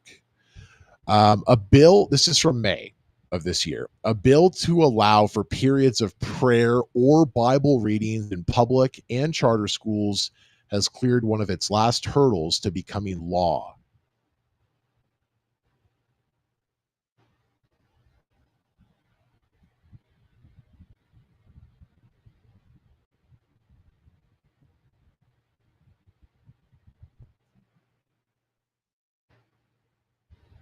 State Representative David Spiller, a Republican from Jacksboro, sponsored Senate Bill 11 in the House. He stresses the measure was designed to be entirely voluntary and applicable to all religions so as not to interfere with anyone's freedom of religion under the First Amendment to the Constitution, and by extension, to avoid putting the state in a position where it might be more likely to incur a court challenge.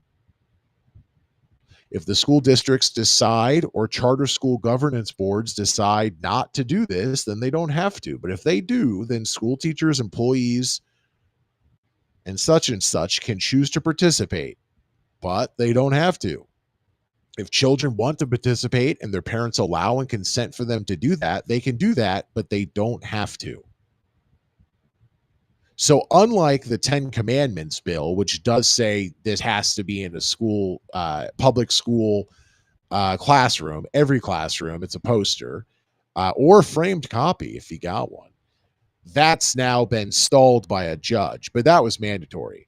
This is creating an hour for optional.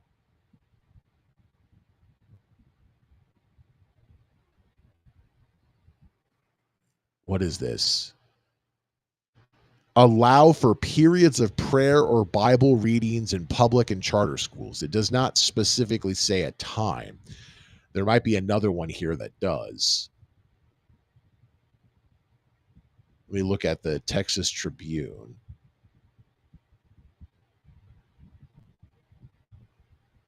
Still says allow a period for prayer or religious study. Oh, a period might be a period in the day, like a class period. And the bill requires school districts to take a vote on whether or not to allow the prayer or study period within 6 months of the law going into effect. But students, with the consent of a parent or guardian, they can have a prayer or study period whether or not it's voted in, whether or not it's approved by the district. It also bans any prayer or religious reading over a loudspeaker or in the presence of any student who does not have a consent form signed. Wow, this is actually, wow, for Texas, this is pretty good. We'll go back to better vibes because you introduced this topic. But yes, Apostate Nate, you've had your hand up and are waiting patiently. What do you think about this? You're an atheist like myself. What do you think about all this? Tell you what I think, Lee. If they're gonna, if anybody wants the 10 Commandments to be forced into the public display, especially on schools and for students, I'm going to demand they put all 613 of them there. Okay, because it's not just 10 Commandments, Lee. That's just the Decalogue. That's the part that Charlton Heston sold us in the movie. But there are commandments in there that I bet you they don't want up on them walls. Let's start with one, Exodus 21:20 through 21. I can't quote it verbatim, but here's what I can tell you. It tells you the extent to which you can beat your slave. You are allowed to beat your slave according to this verse, as long as they don't drop dead as a result, because they are your property. So you know what? If they want to do this, I want every last word of that filth up on the wall, not just the ones they like.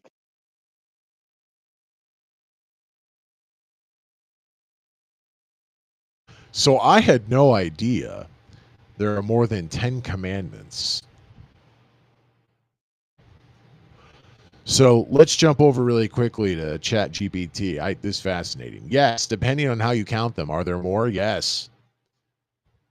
Exodus 20, Deuteronomy 5. Those are the famous 10 commandments. They're the core moral laws most people know. Don't murder, don't steal, honor your parents. Also, only God and no other God. Don't take the Lord's name in vain.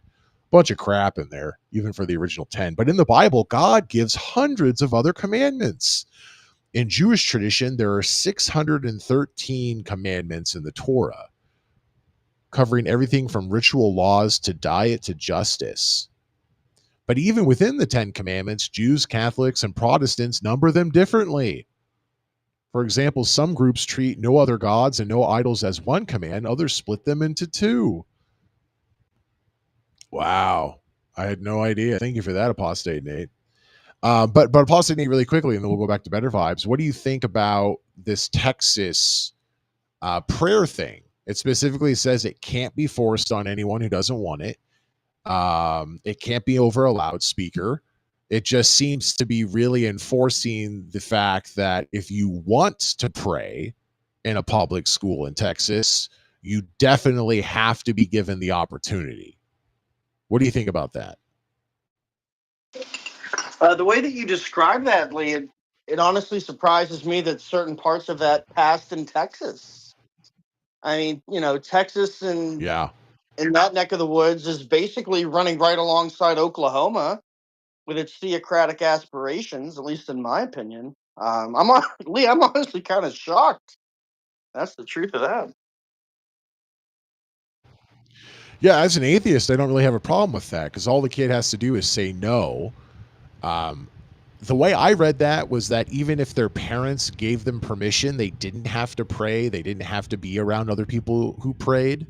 It wasn't that they were forced to, but if they wanted to do it, they needed to have parental permission.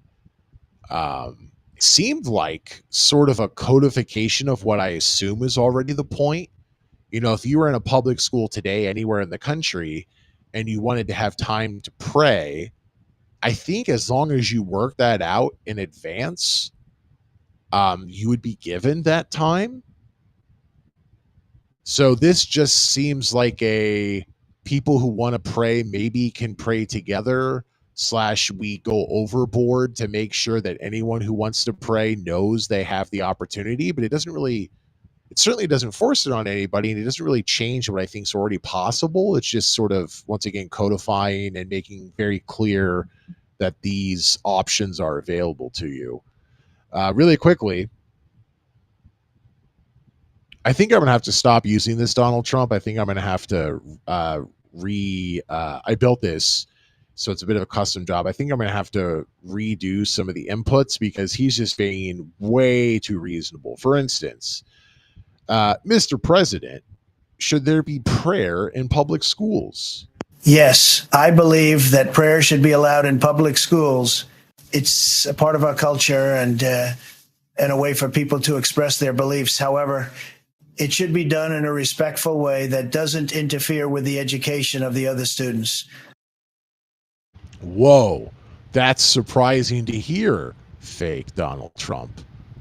This seems pretty reasonable. So you're telling me you don't want prayer to be mandatory in American public schools? No, I don't think prayer should be mandatory. It's a personal choice, and it's important that students have the freedom to decide whether or not they want to participate.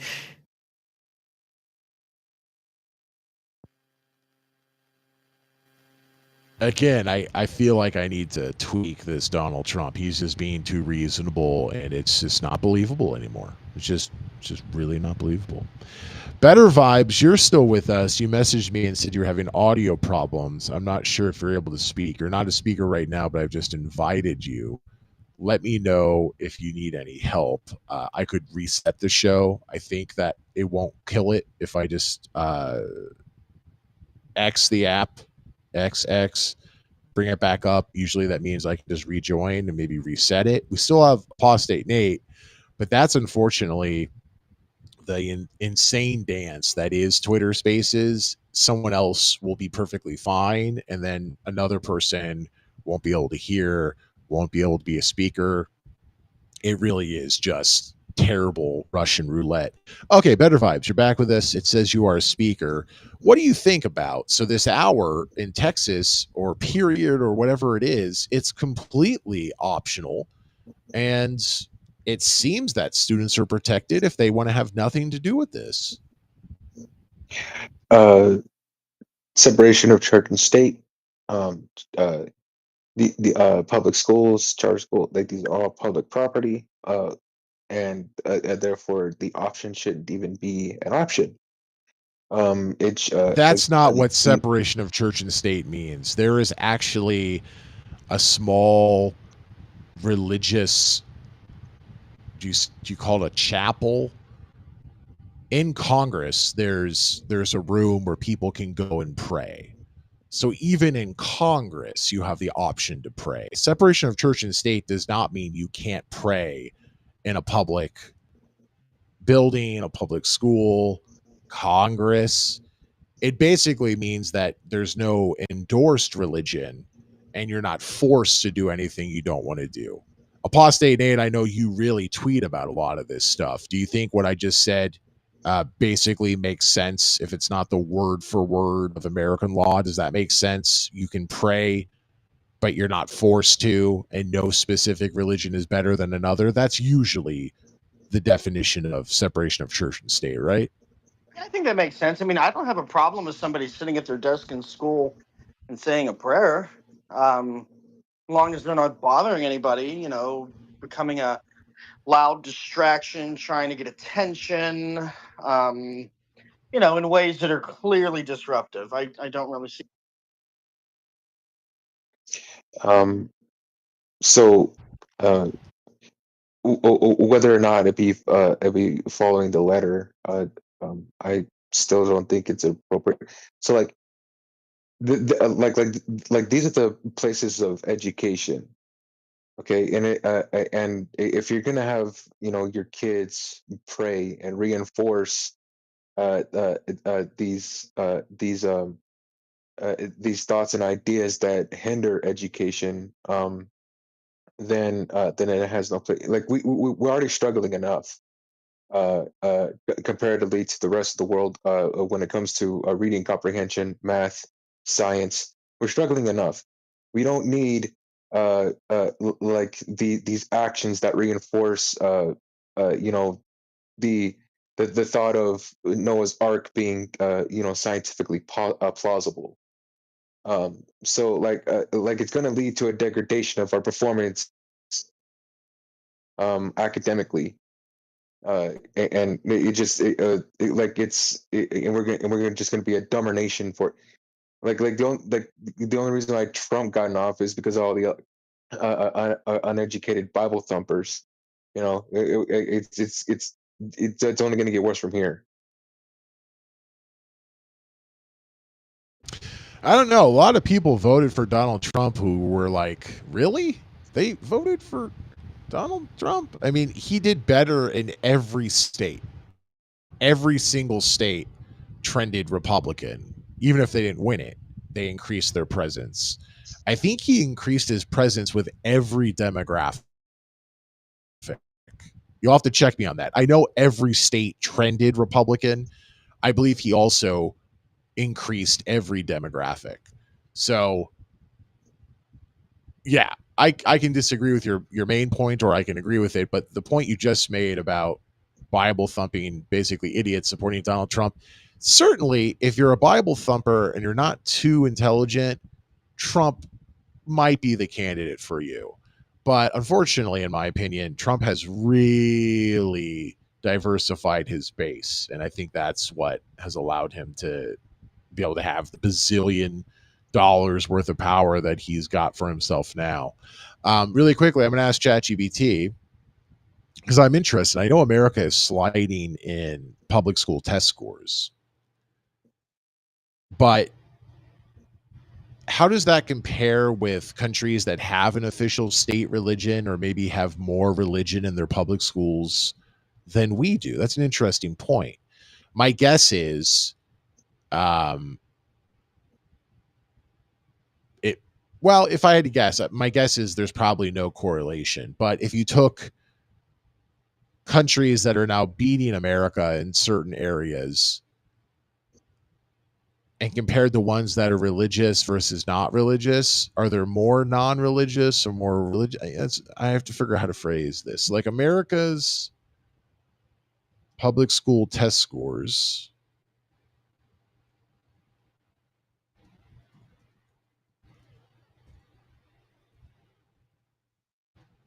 seem to be falling compared to the rest of the world.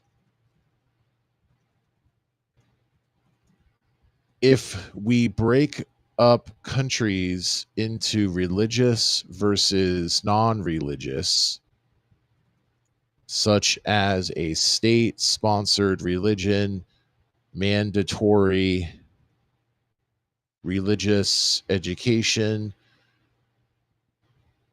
and or what else could it be? State-sponsored religion, mandatory religious education, and or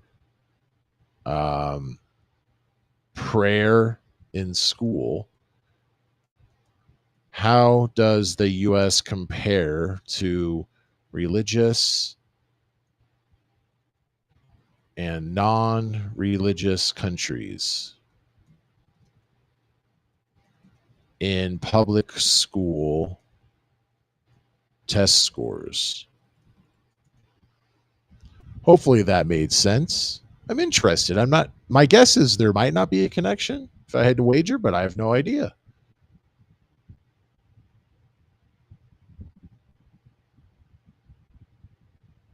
ChatGPT has been doing this thing now where I'll ask it a question and it will take forever to answer, but it actually gives you updates. So it tells you what it's doing. Like, oh, now I'm doing this. Now I'm doing this. Now I'm doing that. I guess that's good because it tells me it's not frozen.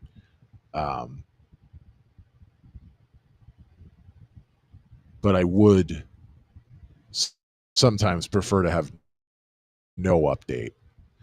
Okay. Short answer, there's no sign that religious school systems do better.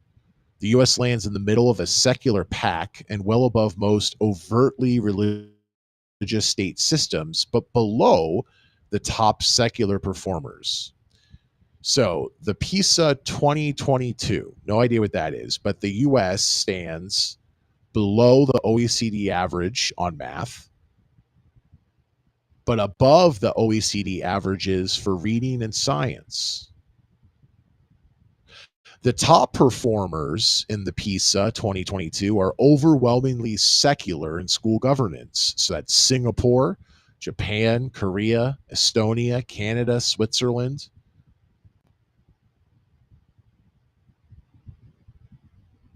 But countries with an established church are all over the map. So Finland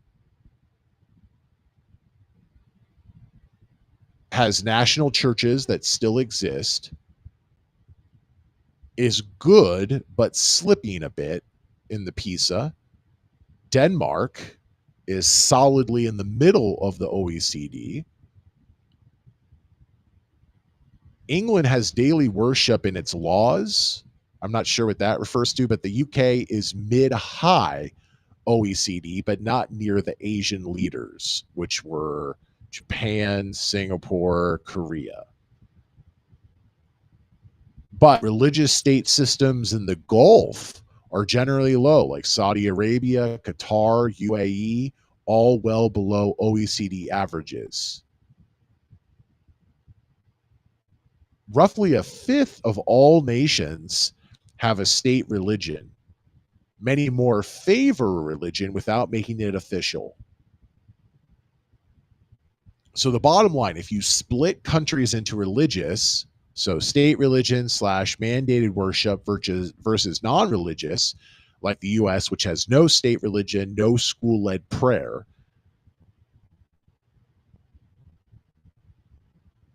the U.S. underperforms against the best secular East Asian and Baltic systems, resembles other Western democracies, some with established churches, national churches, and outperforms most openly religious state systems, like we talked about the ones in the Gulf.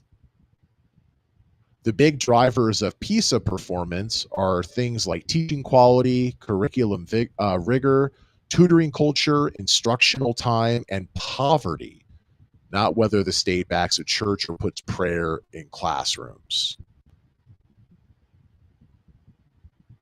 So while it does appear that the most religious countries have lower public school testing scores, the biggest factor in public school testing score is not religion. I guess it would be better to say not one of the main ones is religion. It's once again curriculum rigor, tutoring culture, instructional time, teaching quality, and the big one, poverty. A lot of the most religious places are often not very well off, especially for your average person. So that's interesting. I'm not sure that it's answered any of our questions, but it certainly does give us a little bit more perspective to play with. What do you think about that, Better Vibes? Um, so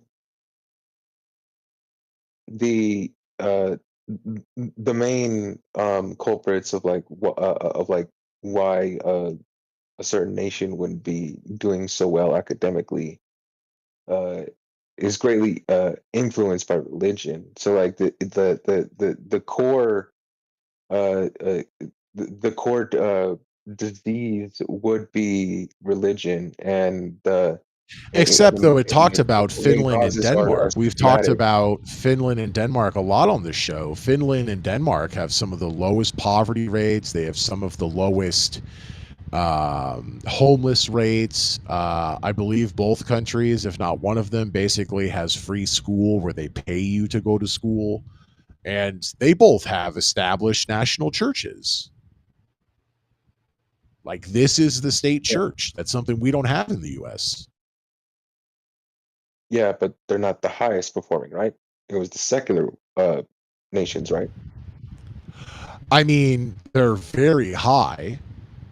Um, the highest were Singapore, Japan, Korea, Estonia, Canada, and Switzerland.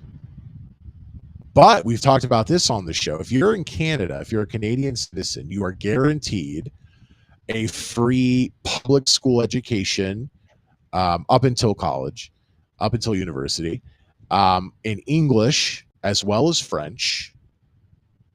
And then it can just be a normal public school, or it can be a Catholic public school. That's guaranteed. So Canada guarantees a free religious education if you so choose. That's pretty religious.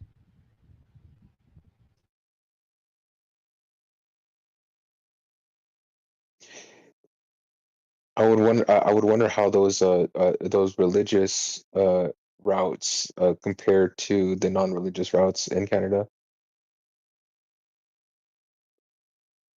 That's a good question. Let's look that up.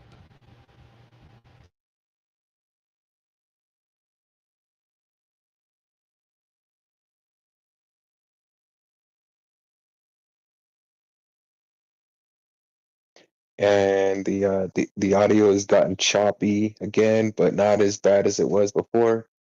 It does get as bad, and I just leave and come back. That's why. Apostate Nate, are you getting some audio problems?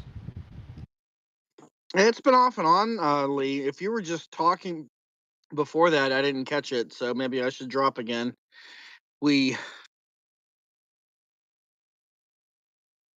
Let me ahead and go. I'm gonna kill Twitter. I'm gonna go back in and I can join. Let me listen really quick. 1, 2, 3. I don't notice anything that's off. It doesn't mean that it's not. But I'm not noticing on my end. So really quickly, I'm going to kill the app and I'm going to come back in. Hopefully that's going to reconnect.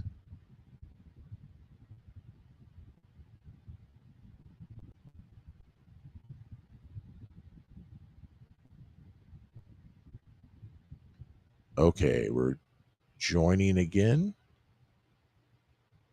Reconnecting to the space.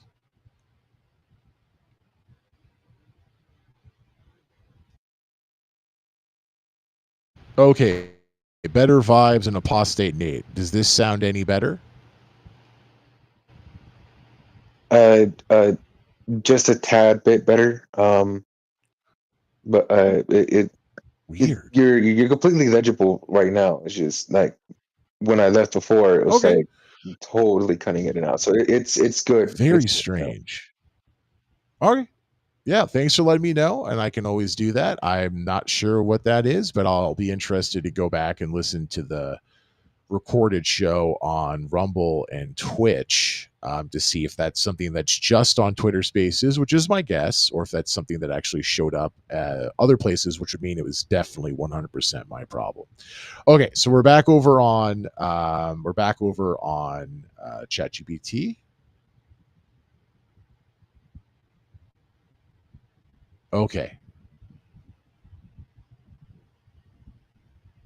so Canadians have constitutional rights to English or French education. Yes, Catholic schools are publicly funded, but only in some provinces. It's not a universal right across all of Canada. So I was sort of right, but not 100% right.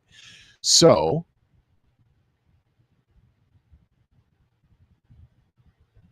in practice today, Ontario, Saskatchewan, and Alberta still have publicly funded Catholic school systems. Quebec and Newfoundland and Labrador used to have them, but phased them out in the late 1990s. Oh, okay. So 30 years. Other provinces generally don't have constitutionally protected Catholic boards anymore, though some fund religious education in other ways. So, okay, certainly at least 3 provinces you have public Catholic school options. Elsewhere, you may have something, but okay. So it's a sort of yes, a sort of no. Now, are there any differences in test scores in Canada between public schools and public Catholic schools?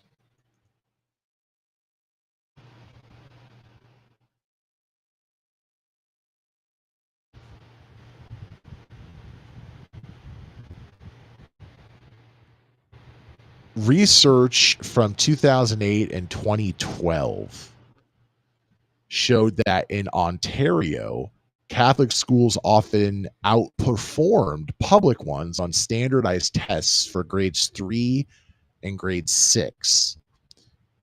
In fact, 11 of the top 13 schools were Catholic, while 8 of the bottom 10 were public, even after accounting for demographics like parental education, immigration, and family structure.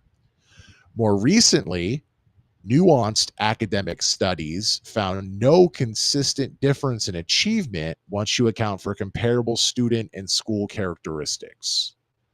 But then again, if a Catholic school is free and public in Canada, in some areas of Canada, and the students that go there come from families that are better off, or their parents have more time to spend with their kids studying, I think that that should be included because it's showing that Catholics tend to have those things while non-Catholics don't. Um, it doesn't mean if you're Catholic, you get those things, but if it's part of the data and it's a public school, we're not talking about a private Catholic school. If it's a public Catholic school, I think it's fair to include those things.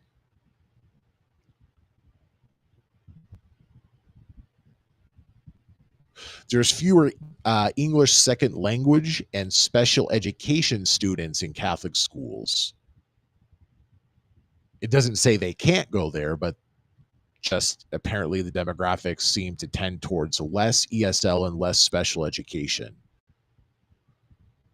Catholic schools can sometimes serve more affluent or less diverse neighborhoods. But once again, anyone can be Catholic.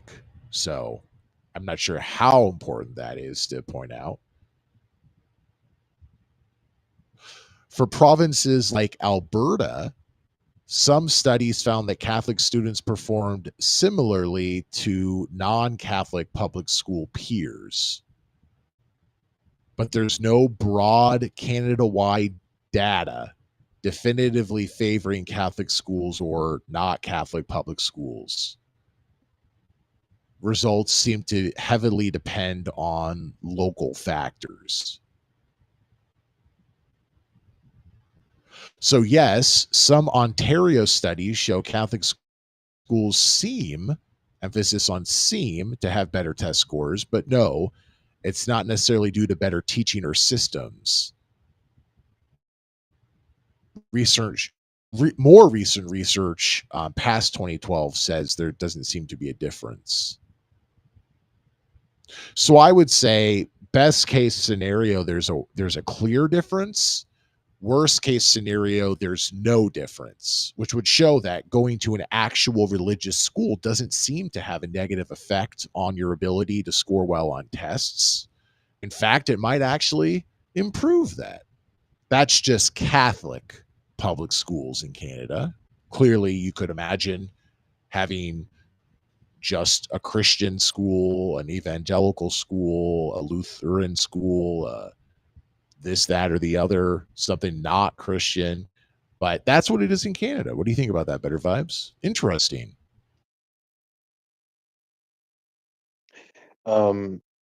So I think the inclusion of the special education students, like and the like non-inclusion in the Catholic spaces.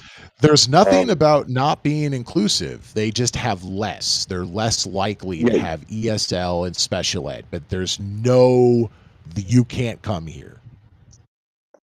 so I think y- I think they that kind of skews the data a bit, because of course they're gonna the secular schools are gonna struggle a little bit more, because you have to Couldn't you you have also more. say that if you're Catholic, you're less likely to have special ed needs? Maybe God is making less special ed students in Catholic families.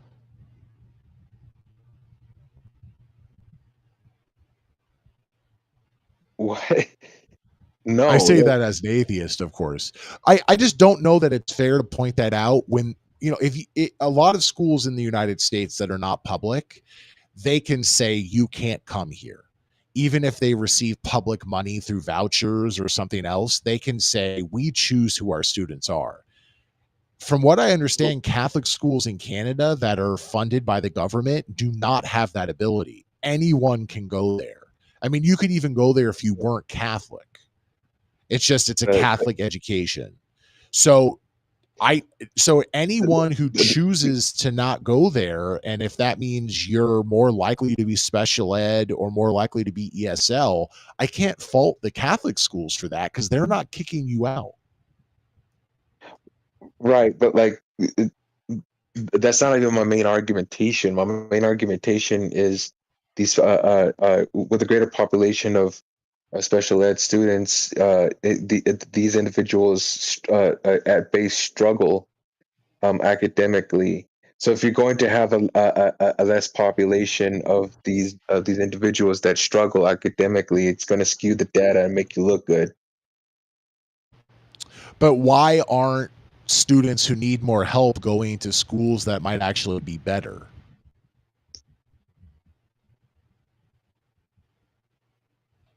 That would be my reply.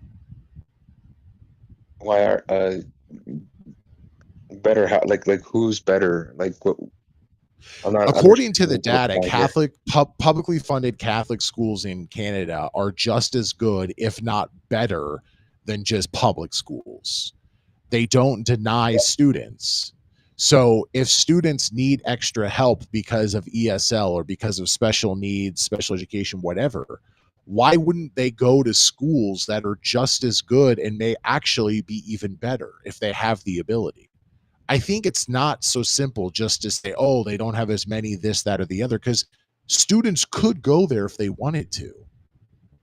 So I don't know. Maybe I'm not making sense to you, but I would just No, no, I get, I would I get it. I get it now. And my reply to it is, then you would see the inverse of the data skew.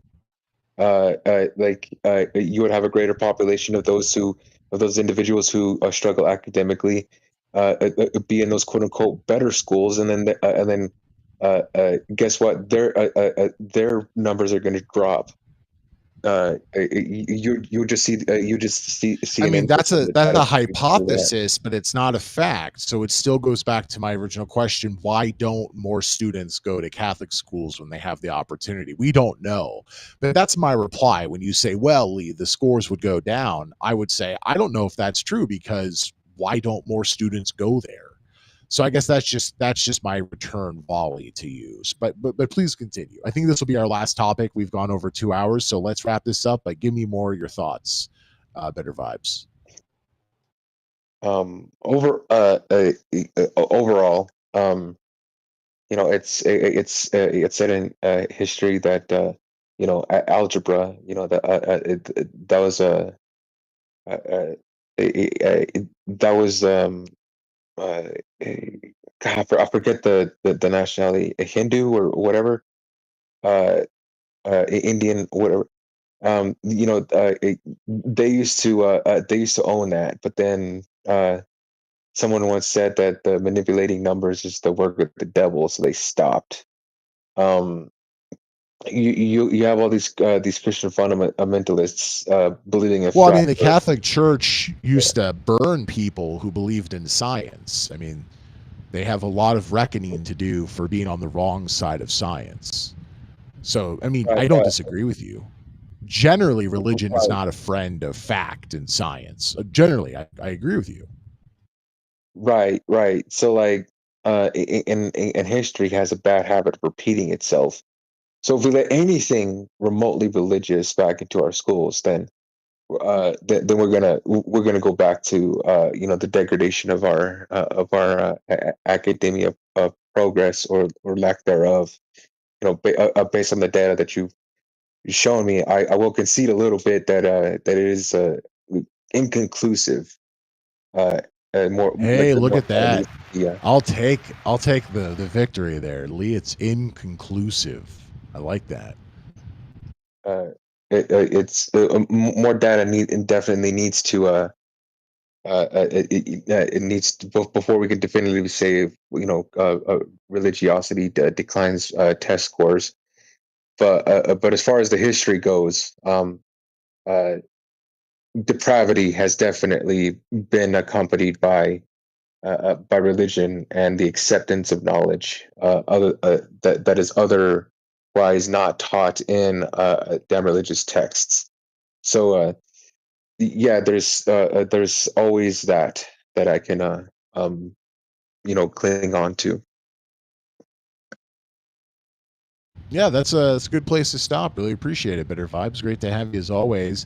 Apostate Nate, since we're ending the show, any final thoughts on education and how religion should or should not be a part of that, even if it's optional as opposed to being forced?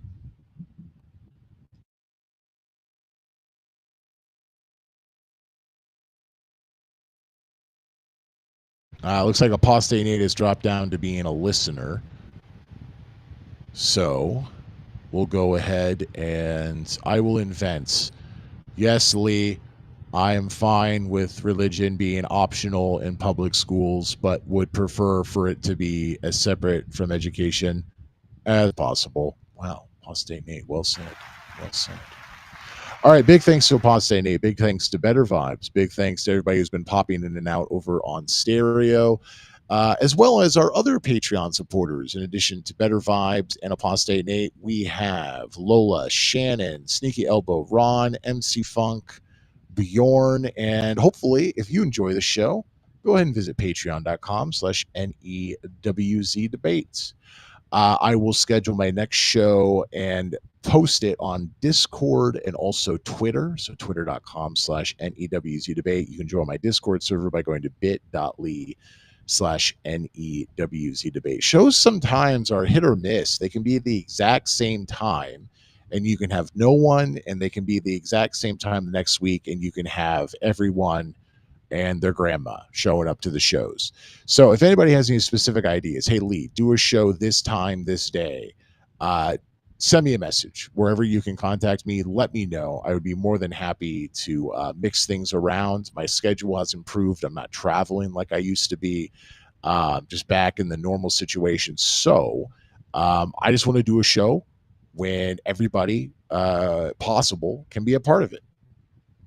So would love to do that. If you guys have any ideas, let me know. Big thanks to everybody for joining today's show. Hope to have you join me again next time, and have a great rest of your weekend. Take care, everybody. Bye-bye.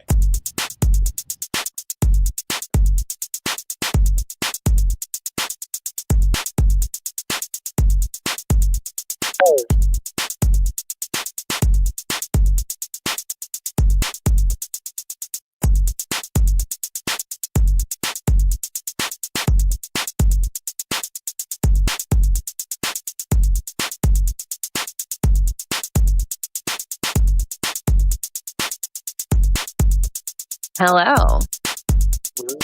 Now,